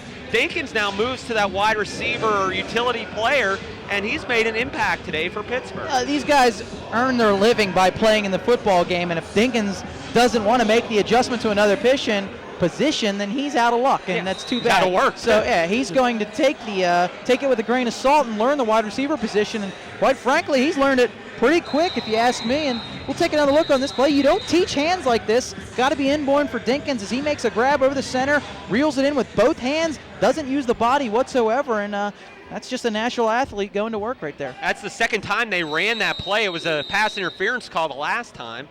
Abdul will kick it up, ball marked all the way to the top of the left hash. Little squib kick, and it's fielded by one of the upbacks, Carlos Lattimore, at his own 15, crosses midfield. He's spiked by Broadnax and brought down at the Danville 20. So there you go, Josh. 30 seconds left. May not seem like a lot of time in the final minute of an arena game. It's an eternity, and again, inside the 20, the Demolition will start. It really is, because they're going to throw on every play, and with 30 seconds throwing on every play, you give yourselves, I'd say, at the very least, 6 or 7 plays. Time to run, I should say, 6 or 7 plays, and with only some 20 yards to go, the Demolition certainly have an opportunity to score here. We're just going to see what kind of plays they go with. I still want to see Jermaine Woolfolk in the game. Why not throw a fade route up to him? He has to be some sort of an athlete to be on this roster. Maybe it's his hands they're worried about, but why not isolate the guy that size and just chuck it up there for him? 6'7", 230 from Graceland. Thank you very much. Davis throws, and that is complete to Luke, who's inside the 10. Loose ball. They're going to mark him down. It will be a completion. And, you know, Ben, based on the performance of this Danville offensive line, let's watch right here. Why not have a quarterback that big who can shed tacklers to buy himself extra time? Because his offensive lineman certainly isn't aiding in that effort whatsoever. It's going to be a first and goal from the 7. Danville 2 for 2 inside the 10 so far today. 23 seconds now. There was a penalty on the play, did not get it, but now the ball will be moved inside the 4 to the 3-yard line. And the clock begins to wind as it was inbounds. 18 seconds, 15 seconds now on the clock for Davis. Starts his receivers in motion, and he'll toss it to Henry Lattimore, and he is stacked at the 5 and pushed all the way back. And Danville's going to have to use a timeout with 5 seconds left. And now a decision if you kick the 3 or take another shot, Josh. I think what they're going to do here is kick the 3, and that's the decision I go with. But now I don't see the kicker coming on the field, so maybe they will go for it. But field goal puts you in pretty good position. At least you get something going to the locker room rather than nothing, which a possession starting on the 20-yard line, you should get something, especially in arena ball. And Davis is still on the field, so the play they run with, we can only guess. They're probably going to go with a crossing route once again, as well as isolating somebody on the outside of the field like they did on their other 2 scoring drives. But I would kick it here personally, Ben, just because it's nice to add something onto the scoreboard. It's, for a team like Danville, too, who's starved for wins, you got to get something. Their kicker, Cunningham, yet to make one on the season, but they will go for it. It'll be 3rd down, but this should be the last play of the first half. Davis at the 5, 2 men in motion. He's going to throw. He wanted Woolfolk. It's not there. He steps up. He's got to run for the end zone, and he has stacked up a nice team tackle. Cardin was the first man there, and then Eugene Padgett cleaned him up, walks himself to midfield, and Danville denied the end zone before halftime. They'll go in with a 14-point deficit as the RiverRats have a 28-14-point lead. Watch this play by Davis right there. You'd think he'd have the power to get through tacklers, and he does, 1 or 2 of them, but when the 3rd man comes in, and it was Padgett, buries him into the wall, and with that, the RiverRats carry all the mo going into the locker room. TJ Cardin was a heck of a hitter as a Volk, and he's shown he hasn't lost any step here in the AIFA. Pittsburgh 28, Danville 14, an exciting first half here in Ross Draver. It'll be a 14-point RiverRat lead when we come back in the 3rd quarter. You're watching Pittsburgh RiverRat football here on CUTV. QSP. There's only one place where you can find this sign of excellence, this sign of risk-free purchasing, this sign of quality select products. You'll find the QSP symbol on the best of the best brands at Highway Appliance and Television. Our on-site warehouse and service department are also here for your complete satisfaction. Factory-trained technicians and customer service professionals. At Highway, there's more to saving money than just low prices. Highway Appliance and Television, Route 88 in Dunleavy. I'll be ready to go in a minute. Take your time. A vacuum. You like that, don't you? All right. Thirsty now, ain't you? Little Pepsi.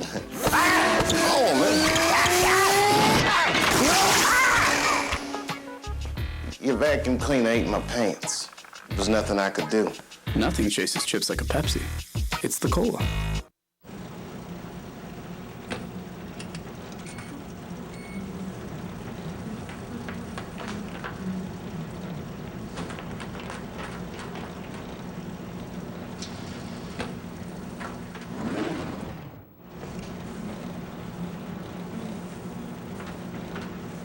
Oh my.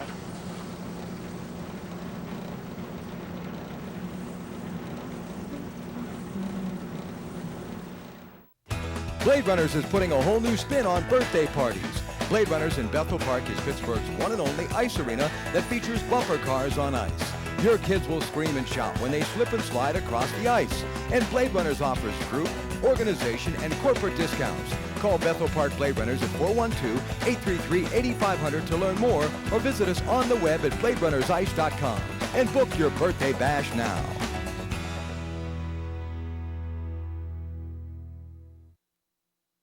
Pittsburgh 28, Danville 14 here at halftime of the AFI Northern Division matchup. Ben Slazik, Josh Each is with you. A spirited first 30 minutes of football. Big-time offense for Pittsburgh. Danville taking advantage of some good field position. A few rough and tumble spots in between, but it was a Pittsburgh-dominated first half. Yeah, Danville almost got 20 total yards. That's not bad. Well, it's 124 total yards for the RiverRats. You got to accept that. 111 of them passing. That's the way it's going to be. Danville only mustered 17 passing yards. Like we said, their RiverRats a 23-yard touchdown pass coming on. Even went to Lattimore. It was from Luke on the pitchback from Davis, and then a 10-yard score. Now here's your play of the half. Like I said, nice pump fake by Ironman. Gets some separation for Dinkins. Dinkins finishes the job, getting his first of 2 touchdown catches in that first half. Brian Ironman, 4 touchdown passes, now 5 on the season, Josh. Considering he did not come in the season as a starter, he might be now statistically one of the best quarterbacks in the AIFA. Okay. And I think he's going to hold on to his starting role with this team, especially being as Dinkins has adjusted very well to playing wide receiver. We're bringing you this game here on CTV, well, not live, but here on tape delay from the historic Rostraver Ice Gardens on Route 51 in Rostraver Township. It will be demolition ball to start the second half. DeJuan Jones, who had one of those touchdown scores, stacked up by TJ Carden, who's been around the ball all night long, knocking Jones down right as soon as he crosses the 15-yard line. They'll spot it at the 17. That's where the demolition, led by quarterback Willie Davis, will start. Carden providing the defensive entertainment in this game so far. About 3 or 4 huge blows delivered to, Davis among other people. Take a look at a demolition highlight. We'll get back to that a little bit later on. That was the end of that last play, in case you were wondering. Willie Davis only 17 yards passing in the first half and completes one to Jones, who stumbles, stays on his feet, and will be wrapped up as he crosses the 10-yard line. It'll be 1st and goal, and that is the biggest yardage play for Danville tonight into the hands of DeJuan Jones, a very speedy player, 5'8", former St. Francis standout. Jones, one of the scorers of a touchdown earlier for Danville, using his speed, did that here, breaking 2 linebackers in coverage. And then here's what I'm worried about is 3 or 4, maybe 5 guys falling on a guy of that size on this turf. That can't feel good, but Jones is tough. He gets back up, and he's going to remain in the game. Jones' 10th grab of the year, still looking for his first score. He'll be in motion. Davis going to keep it on the quarterback draw, and he will find the end zone for the touchdown. Willie Davis, his first rushing touchdown of the year. And again, Danville keeping in this ball game, not letting it get out of hand. It's now 28-20. I'll tell you, if it weren't for the number, I would suggest that's Jared Lorenzen out there. Nice play, cutting through the line of scrimmage right there. And, a big quarterback, you've seen it before. He still can move, and he takes advantage of his gap right there and brings his team back to within a touchdown. For the record, Lorenzen wore 7 at Kentucky. Yeah. Luke will hold for Phil Cunningham. Had a couple blocked earlier, and that one is up and good. 28-21, just underway here in the second half. 2-play drive, and it is Willie Davis cashing in from 7 yards out for the score, making it 28-21. Now through the RiverRats had all that momentum going into the locker room, and Danville just took it right away on 2 plays. And they're certainly going to give Pittsburgh a run for their money. They're not going to make this one easy for Pittsburgh. They're going to force them into another situation where they're going to have to score here if they want to keep the pace. And the main thing is, if you don't score, at least move the ball for the RiverRats, because Danville certainly is going to take advantage of the good field position if given, like they had earlier on in this game. There's another look at Davis. His tackle spreads out, the defensive end a little bit wide, some space opens up. Davis sees daylight and takes it. That was a great block by Lattimore there, leading the way. And that was very similar to the touchdown that Chambers had for the RiverRats, where they flood all the motion receivers and your outer players to one side and then run back the opposite way. Cunningham will kick off. He has not had a 1-point score this year, and will not on this play as he squibs it up. This will be fielded at the 5-yard line by Napper. Cuts it to the near side, crosses the 15, tries to get blocked. That will not happen. He's stacked up at the 17-yard line, and that's where Pittsburgh will start 1st and 10. Now, if I'm Pittsburgh, I think it might be a good idea to go back to the run a couple of times on this drive. It had some success earlier, and Chambers, if you'll remember back to the Reading game, the first game he covered, got a lot of his yards and had most of his success on the ground in the second half. Started to really grind away at the defense. Remember, a lot of these guys play 2 ways. They're beginning to tire out now. Let's see if Deion Chambers, the big 240-pound back, can take advantage of that here. He will not be, he will be in on this play, and let's see if the big guy can pound it a little. Ironman 4 touchdown passes, 2 of them to David Dinkins, and Marco Thomas has had a strong game receiving. He's lined up at the bottom of your screen left. Ironman going deep, and he is tripped. Catching him underneath was number 89, who we don't have, but he comes free from that right defensive end, and Ironman is hurt. He just collapsed underneath the hit. Somebody hit him high as well. Slow to get up, and yeah, he got tripped up from behind there. He may have got tangled up in his own offensive line's feet. And then the high hit, who knows, maybe it was just the wind knocked out. Let's take a look at the legs as well here as he gets tangled up on the replay. Oh, wow. 89, the guy, once again, we don't have his name, but sort of rolled up on the knee of Ironman right there. And that's going to cost Brian a couple of plays. He's going to sit the bench, and I would assume that Dinkins will resume the duties at quarterback. We'll call him Colby Rennick, 6'3", 295, Big Ten player out of Purdue. And a big boy at that. He'll be in the left end. In the middle of that line is Jesus Tazares and Jerry Christian on the right side. It will be David Dinkins in at quarterback. His first pass attempt of the game, just dumps it to the side, and that is dropped on the play by number 15. That is Marcus Berkeley. First time we've called his name today. Smaller guy, 5'9", 197, former bald eagle out of Lock Haven. He's in there with Dinkins moving to quarterback. And that's the difference between Barkley and then guys like Napper and Thomas. That's the catch you have to make. The ball was put in a good position by Dinkins, a little bit high. And you know what, Ben? Maybe that was just a result of lack of gelling between Dinkins and his receivers out there. Ironman does have that connection with him.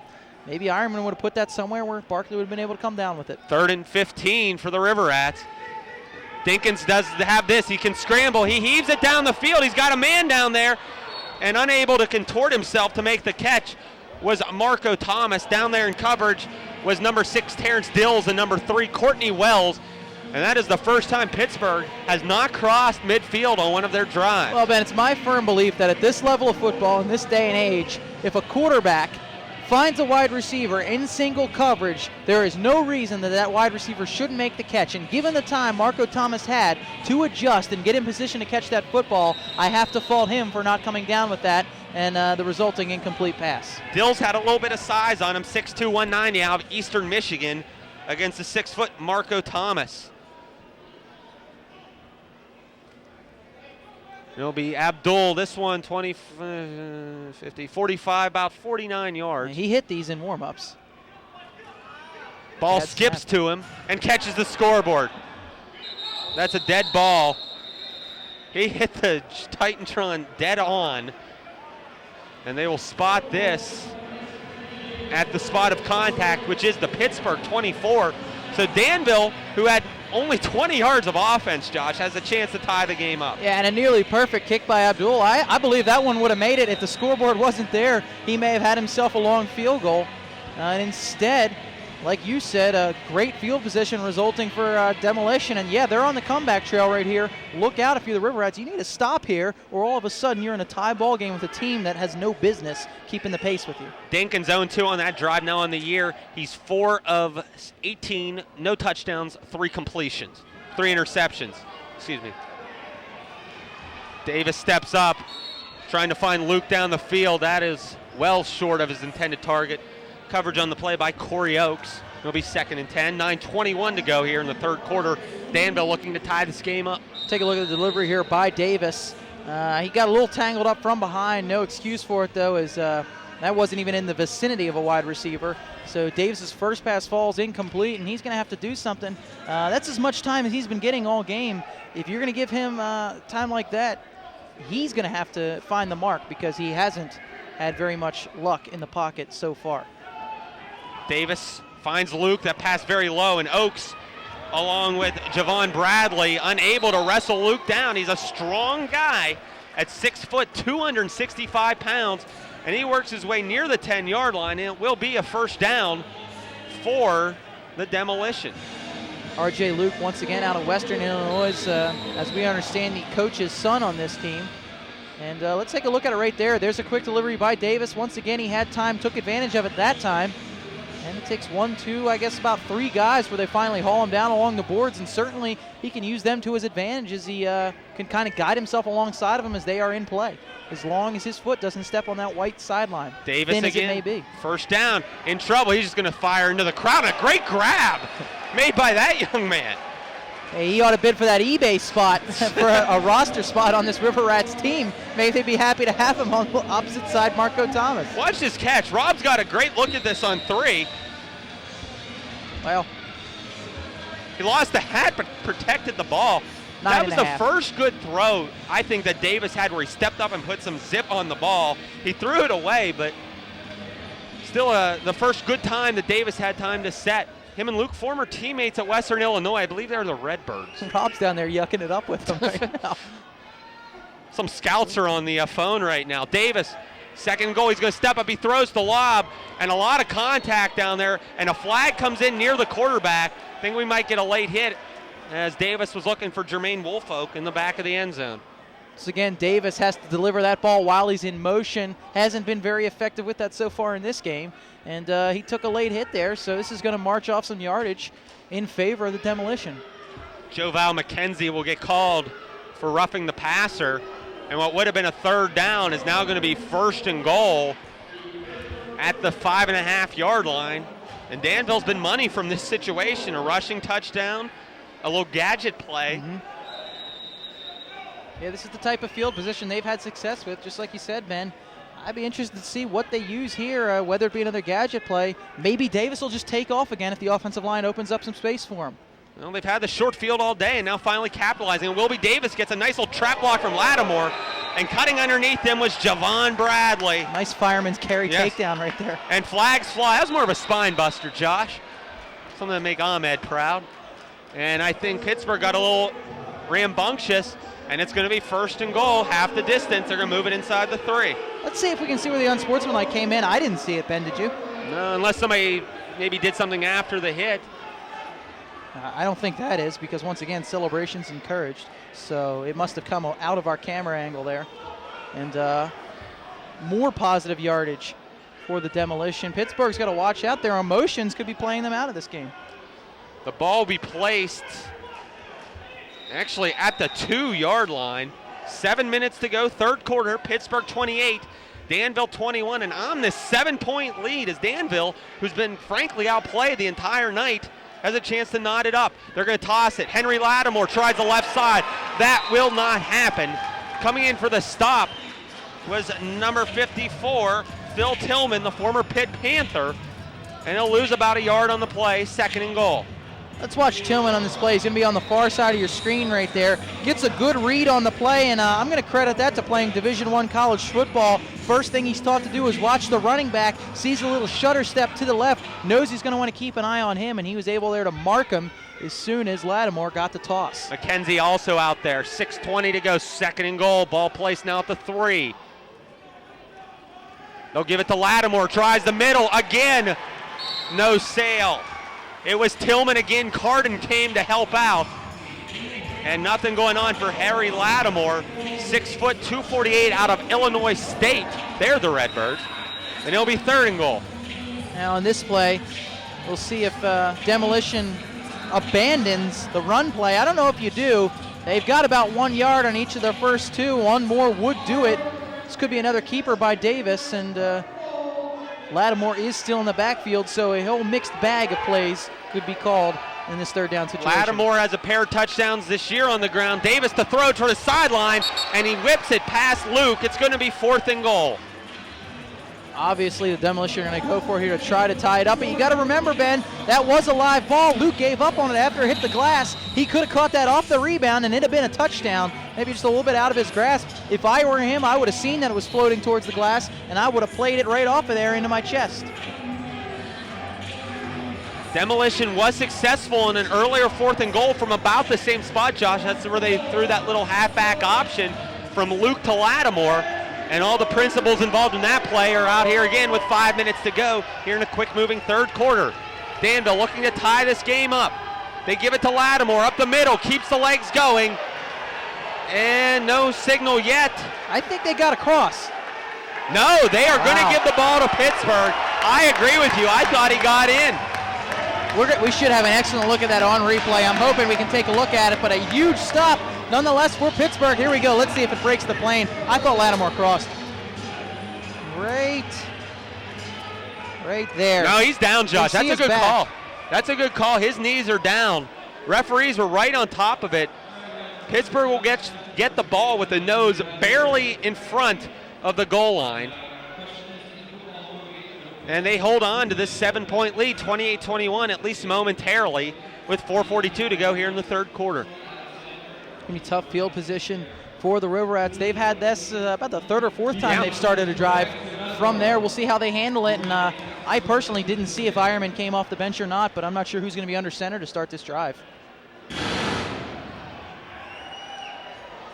Now, if you're Danville, you got to be kicking yourself. They had 4 cracks at it, actually 6, Josh, after the roughing the passer penalty, and were unable to get it in. They tried inside, they tried outside, they tried throwing the ball, and nothing worked. It will be Dinkins under center for the Rats to start this drive. With his speed, you have a few options at quarterback. You may want to scramble him and try to run him just to get yourself a little bit of a cushion away from that end zone. Buckley man-to-man coverage on the bottom. They tried the pump and go. Nobody went, but it's caught at the 6-yard line and up to the 9. On the catch goes number 21, Taiwan Napper, and it'll be second down and about a yard to go. Good delivery by Dinkins right there. Watch him drop back. A little pocket develops for him.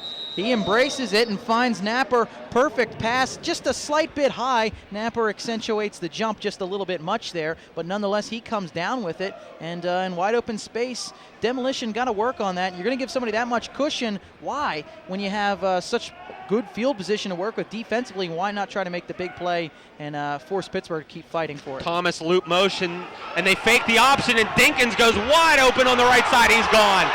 40 yards down the field for a touchdown. There is a flag down, but David Dinkins, his 3rd score of the game, this one would be a 40-yard touchdown run if it stands, and it will not, holding against Pittsburgh.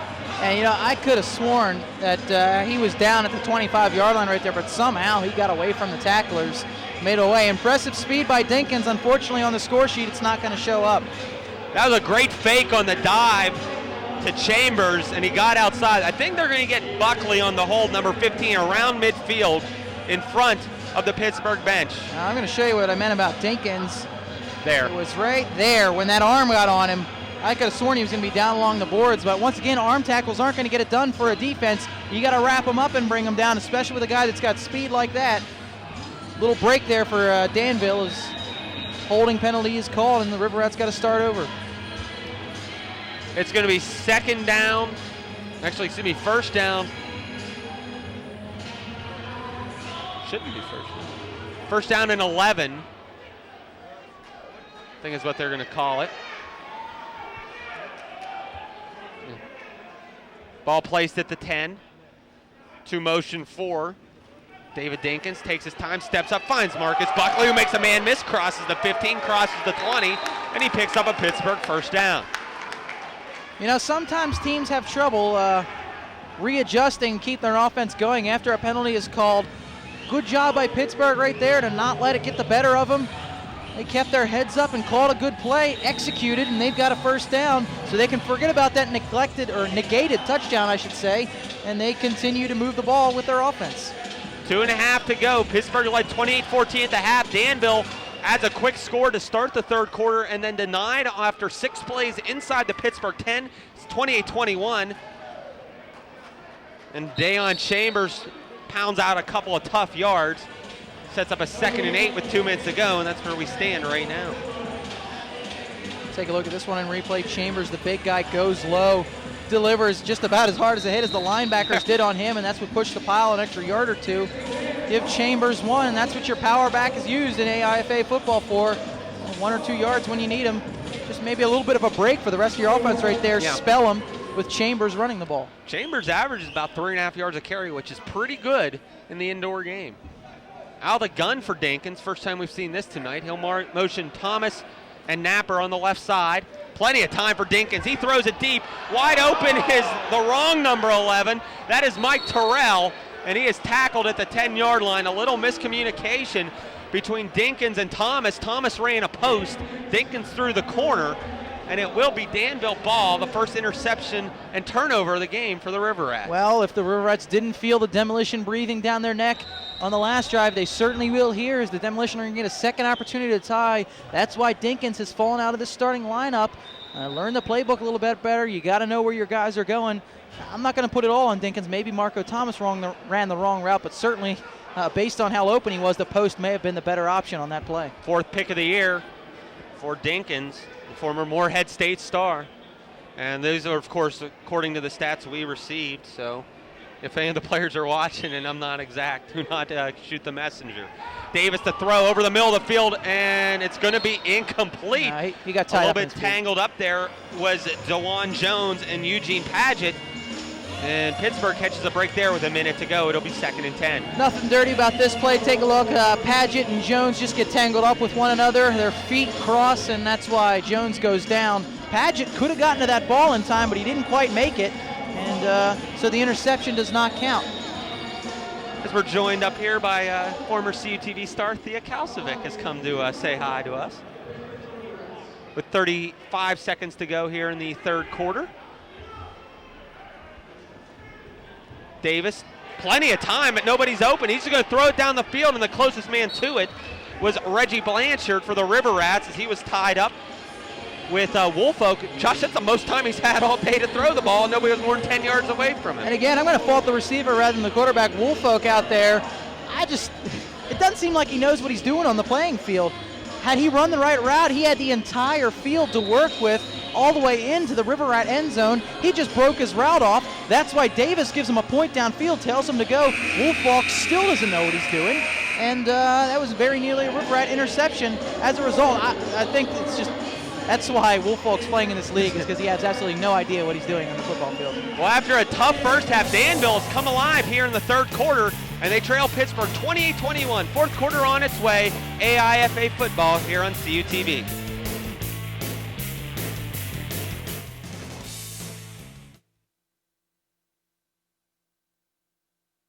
For your next business or group excursion, contact the family-owned and operated tour and transit company that's been serving our region for over 67 years.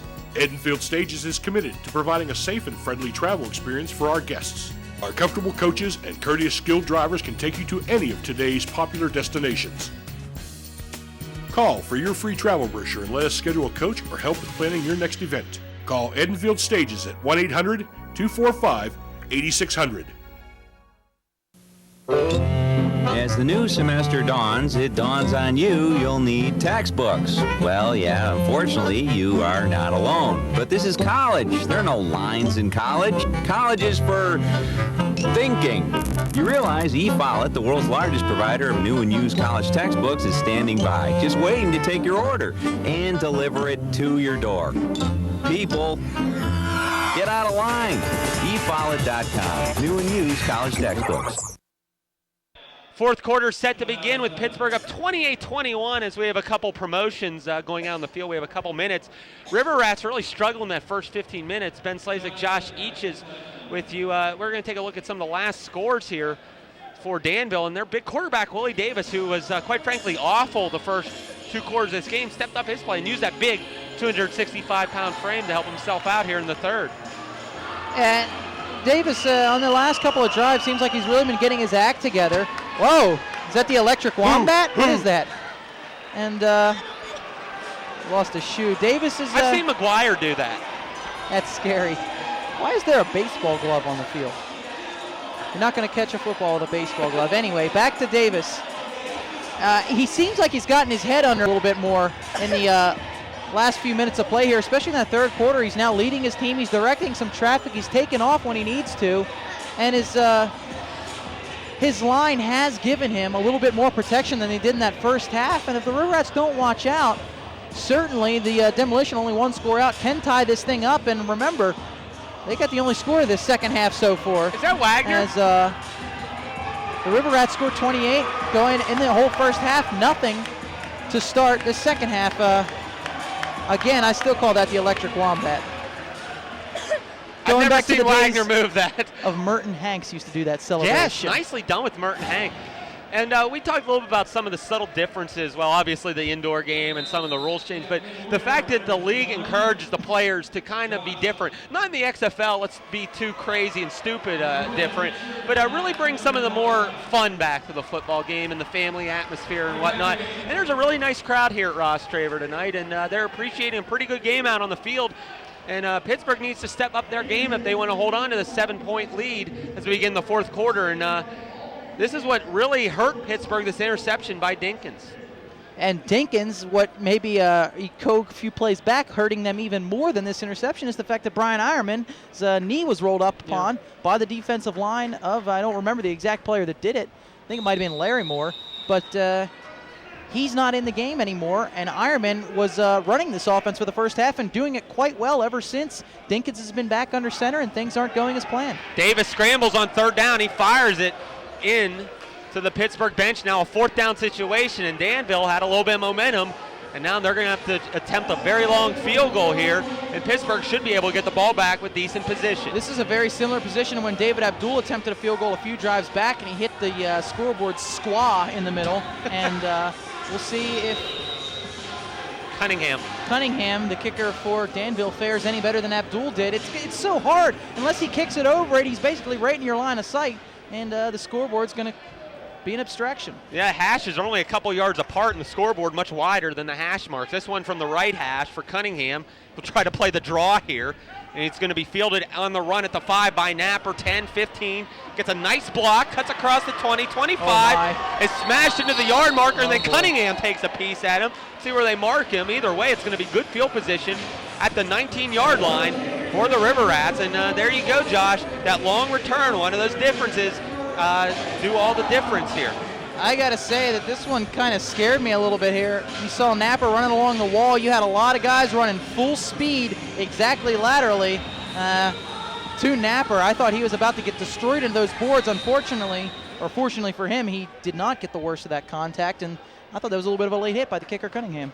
Well, he's just looking for some contact, I think, out there. It will be Dinkins looking to make up for that last pick of double yo-yo motion here. Dinkins fires it short and incomplete. He has not looked sharp. And to Dinkins' defense, as he tried to hit Marco Thomas there, he probably did not have a whole lot of practice this week or last couple weeks at the quarterback position. Still not really much excuse for a former NFL player. That's exactly where I was getting ready to go with it is how do you make a Buffalo Bills roster? Well, yeah, circle the wagons. I believe they have a kid named Lossman playing quarterback for him now. From? Gary. Okay, Travis Brown was also their quarterback for a while. 2nd and 10 for Dinkins and the RiverRats. Plenty of time, pump fake, and he fires off the helmet of the fullback, Deion Chambers, before he's rolled up on by Jerry Christian. Not good. And I don't even see Ironman over there on the bench anymore, so there's no signs of him coming back in this game. He could be in the locker room getting wrapped up or anything worse than that, perhaps. But Dinkins had a lot of time. Once again, delivers his pass too low, and it bounces off one of his own players' helmets. Brings up a 3rd and long situation. Can the RiverRats convert? They are playing themselves out of this game, slowly but surely. And we hate to pick on Dinkins, but a lot of that momentum left with Brian Ironman. Yeah. Dinkins was doing a phenomenal job at wide receiver. Yeah. That's where he'd be better suited on the field right now. Remember, Pittsburgh had a long touchdown run called back on a hold. Dinkins on 3rd and 10. Plenty of time to throw. Very hesitant to fire the football, and he just heaves it, and that will be picked off? Can't tell. That is an interception. Number 3, Courtney Wells, 6'1" product from College of DuPage, makes the pick as Dinkins had all day and then some back in the pocket, fires it across his body, and it's picked off by Danville with another chance to tie. So look at the replay once again. Another heave and believe play by Dinkins. An excellent catch by Wells, and that's as good of an angle as you're going to get on that play. Thank you, Rob. And I don't think it ever touched the ground before Wells came up with it. Go back to College DuPage. I mentioned that long before. The only thing I can tell you about College DuPage is actually that's a phenomenal meteorology school. And I know that as one of the majors here at Cal. That's where we get all of our maps and all of our information from their website that they upkeep. I want to say it's in Illinois, but I'm not exactly positive. Toss to Jones. He scored earlier on the same play.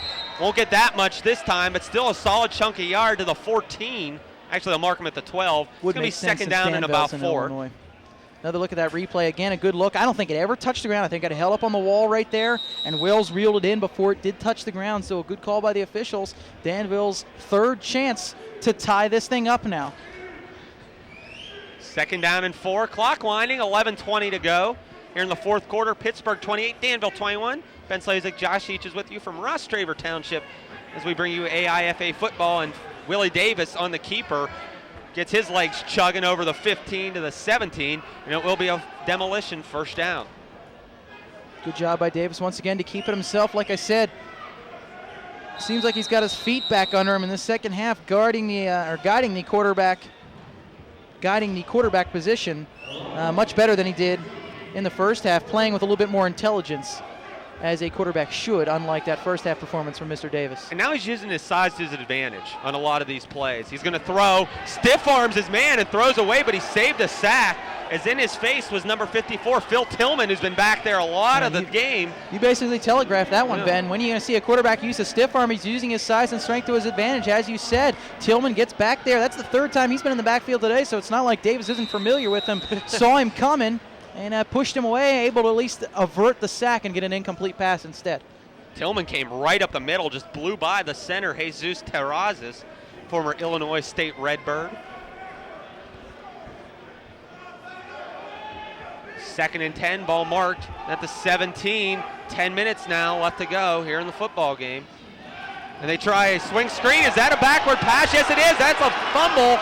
Lateral touchdown. Flag is down. That's not going to count. He lateraled it forward. So I think it's still going to be River-Rat possession. Yes, it will be. Just going to negate the touchdown. Right idea, just not legal. Yeah, illegal forward pass will be the call, but the River-Rats, with their second takeaway of the game, they'll have it 1st and goal from the 7. See who makes the recovery here. Had this been rugby, that'd have been a touchdown. They're fine. And it looks like it was 6. Paget. Corey Oates. And that's where they threw the flag in, where the forward pass was made. So the River-Rats now an excellent opportunity to increase upon their lead. I don't want to say it's a must score, but it certainly would give you the cushion that would probably be enough to get the victory in this one. Paget's the one who blew that play up. He got out there, pushed the blocker back into the path of the ball, and caused the fumble. A backward pass is the same as a fumble. The penalty will move the ball outside the 10 to the 12-yard line. So it'll be 1st and 10 from the 12 after the penalty. Dinkins trying to get something going under center. 2 receivers motion on the right side. Draw play. Chambers sprints his way up the middle for the touchdown. Oh, Coach Liotta, do you know how to coach a running game or what? He runs the draw play for the second time in this game. His offensive linemen do an excellent job of spreading out the defensive line. You can look at that on the replay. Watch Tony Morgan, the center. He blocks down. The tackles both push out. They give Chambers either option, whether he wants to go left or right. He takes the left side, and Chambers uncontested until he gets to the goal line. You get 240 chugging at full speed, and there's not many linebackers in this league that's going to stop you. Chambers' first touchdown score of the year, 34-21. 9 minutes left to go. Abdul for the point after. Marco Thomas will hold now. Kick is up, and that kick is good. 35-21. Pittsburgh ahead after the 12-yard touchdown run by Deion Chambers. We'll be right back here on CUTV.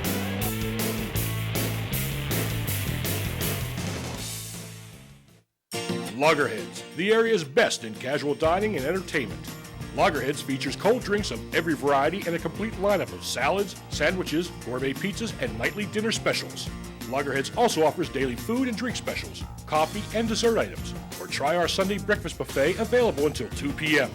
At night, you and your friends can enjoy local entertainment or various bar games. Loggerheads is located in Cole Center, 5 blocks from the California Business District.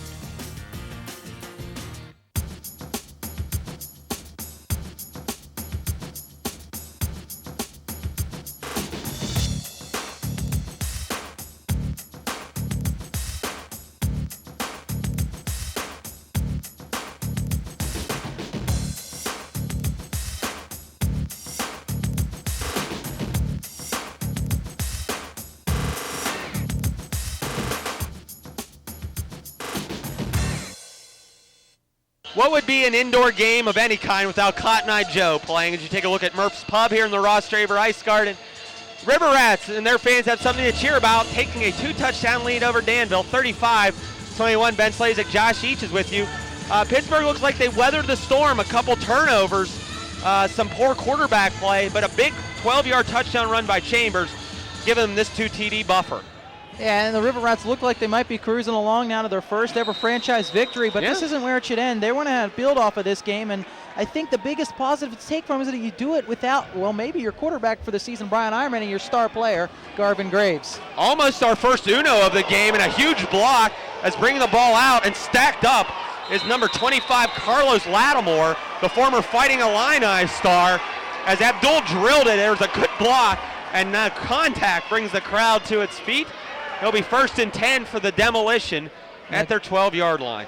Good job to play it off the boards there by Lattimore. You're going to watch Eugene Padgett come into your picture at the end here. He's the guy that delivers the final blow to knock down Lattimore and end that return. And with that, the RiverRats try to fire up this crowd as they want to keep building fans here. It's more fun for them to play in front of a group of people, and if they can continue to win, I think people are going to continue to come out and see them. I'd say we're at about 60 to 70% capacity here today. And considering the weather today, a little unpredictable, and it's pretty cold out, it's not bad.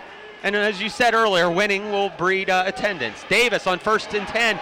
He steps up, uses that big size, gets by one tackler, but will not avoid another one. Javon Bradley, we've been calling his name all night long, and then TJ Carden finishes the job. It'll be a loss of about 4, and a 2nd down and 13 coming up. Again, Davis has to make things happen on his own because his line breaks down, and I'm crediting him for that. He's doing a good job, but he's the only player offensively on the field for Demolition. The Demolition, it would appear, in this game. Yeah, I don't see Brian Adams, Barry Darso, or Billy Eady out there. Although I'd like to see Billy Eady out there. I would too. Playing linebacker. Hey, he's from this area. Yeah. So Willie Davis needs some help from maybe just one other player on this team, and maybe his team could crack the barrier. You know, to be fair, we were critical of Davis earlier. He's basically carried this team here in the second half. Plenty of time to throw. Heaves it down the middle of the field, looking for Woolfolk, who was matched up against Reggie Blanchard. Against 6'7", we're against 5'11", but the speed in the favor of Blanchard falls incomplete, 3rd and long. And Ben, I don't know. I just don't know. I watch high school, I watch college, I've watched pro football, and at all 3 levels, I have never seen quarterbacks, namely Davis and Dinkins, misdeliver on as many throws as you've seen in this game. I mean, I've seen passes that have been off the mark, but these are missing by like 5 and 10 yards on either side. I don't know if it's learning the style of game or not knowing your playbook and the routes that your receivers are running. But, these low-line drives, and, maybe the ceiling's an issue. They're way off, and it's hard to believe that some of these guys were former pros. And Davis had plenty of time on that particular attempt. He's going to throw again, 3rd and long. Steps up, fires, and that one's high, looking for Luke, and that was nearly picked off by Corey Oakes, and now a 4th down. And Pittsburgh with a huge stop, putting Danville in a tough position, trailing by 2 scores with only 6 minutes to go. Yeah, it's without a doubt over if the Danville Demolition cannot convert on this 4th down here.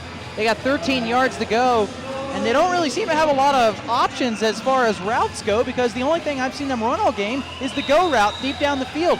Hooks have been cut off, outs have been eliminated, and the middle of the field, well, don't even think about it, with Carden and Broadnax roaming. Yeah, their passing has been non-existent, a couple dump-offs, but running the ball has actually been their best chance on offense. Davis steps up, fires. It's brought in. No, it's not. It is incomplete. Carden over there with Oakes in coverage on R.J. Luke. And Pittsburgh will take over on downs with great field position, looking to ice this game. Again, a good delivery by Willie Davis. There they do go for the out route, and because the middle has been so sealed off, that enables the corners to focus solely on the sidelines, and they've done a good job of doing that. That's why there was nothing to be had on that quick out by Danville's Courtney Wells. Taking a look at the North Division standings in the AIFI, Pittsburgh should improve to 1-3 overall, not by any means out of this. I'm going to be honest with you, I don't know the playoffs for sure, but I think the top 4 teams do make it, and that certainly isn't out of reach for Pittsburgh at this point. Erie's only 2-1. We'll take a look at the standings and some of the other particulars of the AIFA after we get a break, as Chambers plows his way like a farm horse over the 5 to the 3. And he'll be close to a 1st down. Deion Chambers, all 240 pounds of him, and got some good blocking along the way. Looked like a Clydesdale on that one. Chambers, the big guy, low center of gravity, like we said, he's going to get the better of most collisions, as he did on that one. And It's only a matter if he's going to break the wall down on this play. I would not be surprised if Coach Liotta went with another run here, especially with a guy like Chambers, who in my opinion is one of the better runners, more than likely in the AIFA, though we haven't seen a lot. Chambers certainly has to be near the top as far as ability goes. Fake the handoff to Chambers. Dinkins in the end zone. Or not. They're going to call him down. They're going to call him down before the goal line. I've caught a lot of football games, Josh. That looked like a touchdown to me. Yeah, but then remember earlier on they waved that touchdown off that I thought they should have given to Danville. So maybe a little even Stevens now. But certainly this shouldn't cost the RiverRats the game, and I'd be willing to believe that they're going to get in regardless. It's going to be 3rd and goal, ball touching the goal line right now. 3:52 to go. Clock is moving, quick snap, Dinkins is in, and that one will count. Dinkins has basically had 2 touchdowns taken away for him. He now has 2 receiving, 1 rushing, and the score really opening up now, 41-21. Yeah, what more can I say, Ben? Like I said, I figured they'd get in right there. That's the only call you can go with. Let the big guys battle out in the trenches. Tony Morgan leads the way, former Cal standout. Goes down, takes out the legs of a couple of defensive linemen. Dinkins dives over the pile, and the RiverRats are on their way to their first victory in their short-lived history. Dinkins not small either, 6'2", 235. Abdul's been perfect, 5 of 5 on the day. Pittsburgh running the clock down a little bit. Kick is up, and that kick is good. 42-21. That kick is off the mark. 41-21 is your score. Pittsburgh doubling up the Danville Demolition. We'll be right back here on CUTV.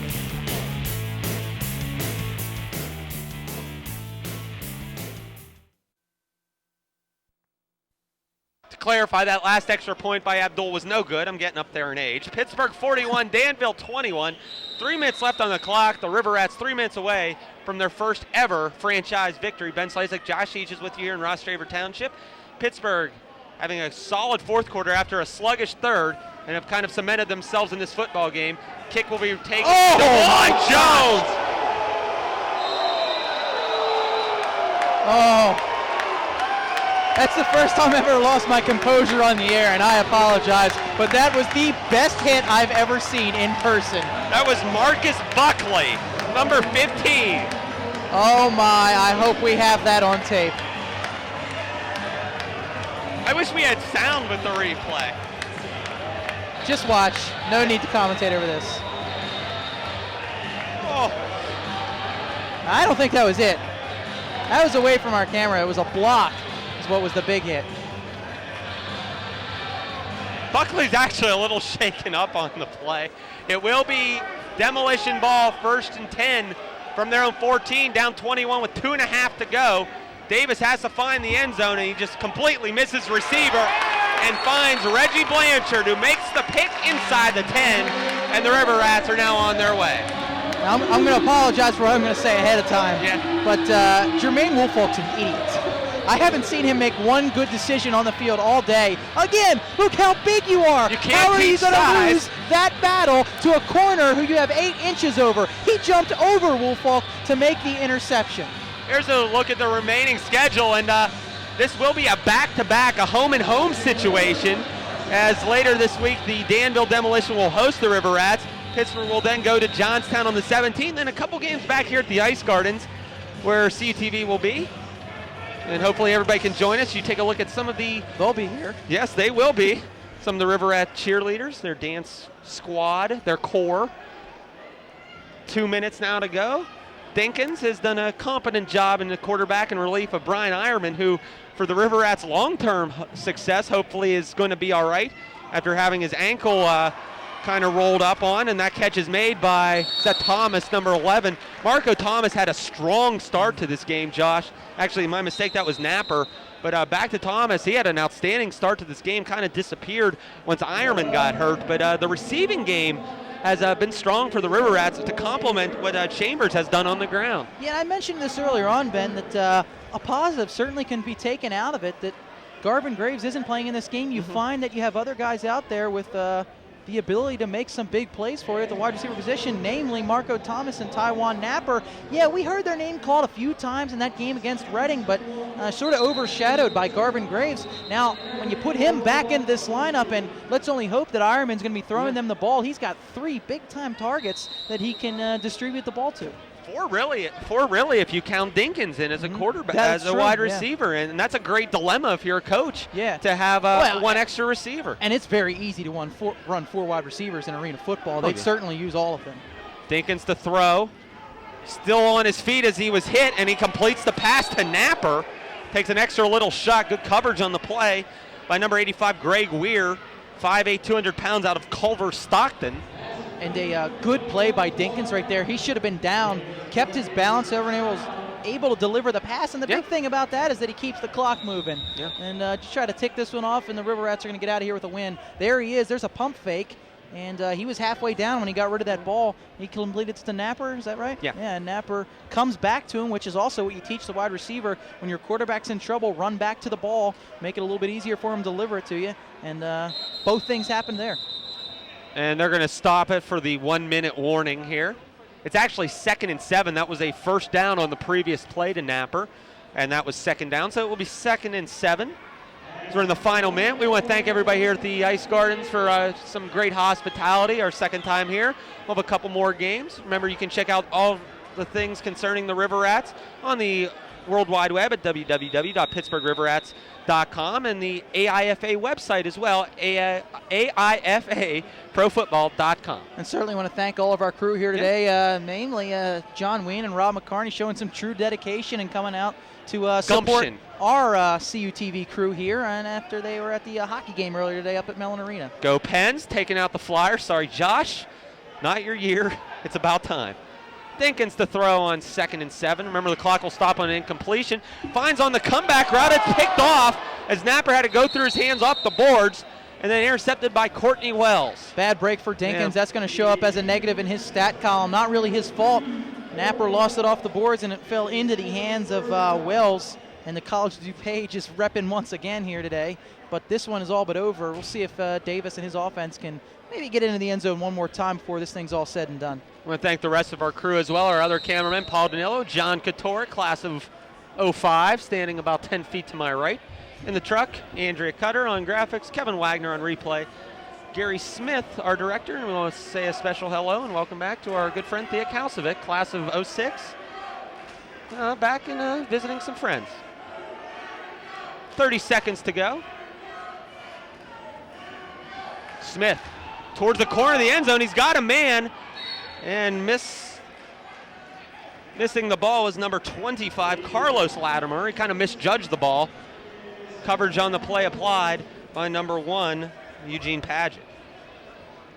Well, Davis just heaving it down the field right now, seeing if he can come up with a score for his team. Again, some miscommunication on the routes, and in that situation, the quarterback, not the best idea, thrown into double coverage. Looked like the safety was playing over the top, and he's the one that creeped over there to make that double coverage, but nonetheless, Davis is going to have to deliver it in a little bit better position than that if he hopes for his receiver to come down with it.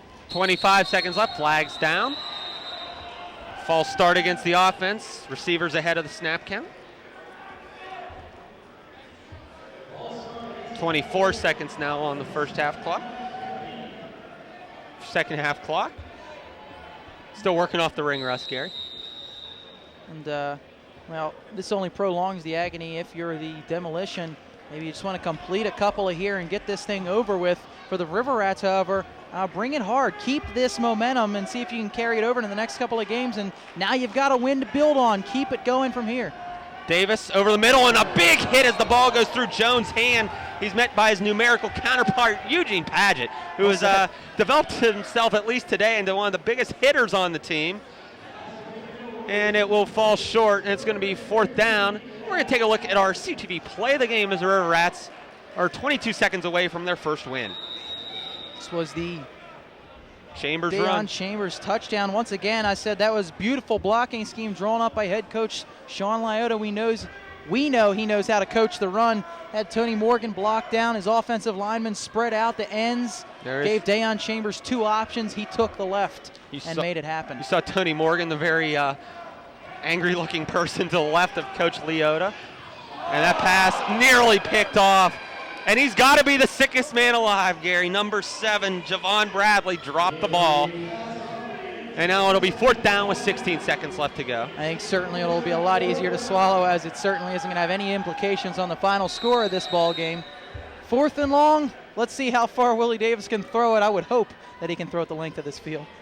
16 seconds left. Ball will be placed at the 11. It's about a 39-yard toss.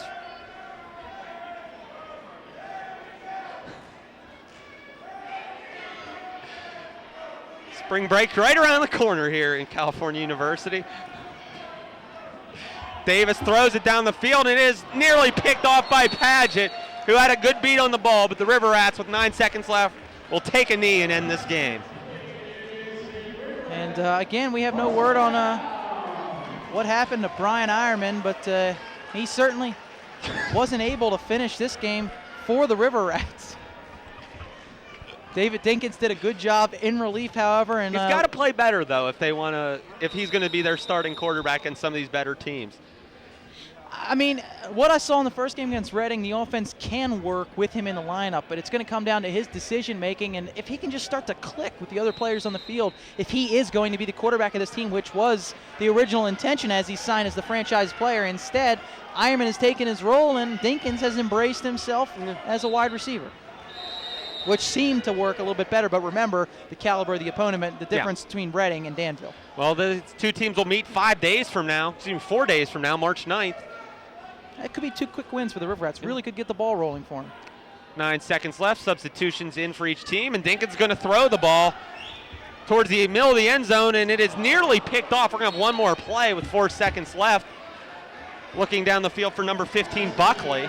And I don't know about that. It is arena ball. There's no reason to kneel it down here. The goal is to rub it in and humiliate your opponent. But, yeah, we don't know if it comes down to tiebreakers or not. But remember, you score on them late, you give Danville all the more reason to come out gunning for you a couple days from now when you're back in Illinois. And we may remember back at the second quarter, there was a small discussion between players. Friendly game out there on the field. Round table. Q&A. Yeah. Dinkins, 4 on the clock. And they will go for the end zone. Here comes the blitz. Dinkins, nice job avoiding the man towards the middle of the end zone. Touchdown, Marco Thomas. And the crowd loves it, and why shouldn't they? Their team gives them a good note to leave on. Marco Thomas, who's been silent since the beginning of the first half, ends with the biggest play of the ball game, and I'd say solidifies himself as the MVP of today's football game. I don't think they're going to kick it as the players are going to the locker rooms. I don't think they have to kick the extra point here. He was wide open, breaks the seam in the middle right there between 2 safeties. Thomas hauls it in, and he's calling his players back on. I think they do have to kick it. Right now it's 47-21. Half of Danville is on their school bus on their way back to Illinois, back to the Central Time Zone. They're all taking it off, and well, this is going to be interesting to see how this concludes, because there's nobody out there to defend it for Danville. Would the referees just call it, or is it illegal? Well, they're taking down the field, Josh, so I think the game is over. Either way, for Pittsburgh and from all of us here at CTV, congratulations to head coach Shawn Liotta and his Pittsburgh RiverRats for their first ever franchise victory. The referee still sorting this out at center. Ben, for once I had a little bit more experience doing something than you did going into something. What did you think of your first arena football game?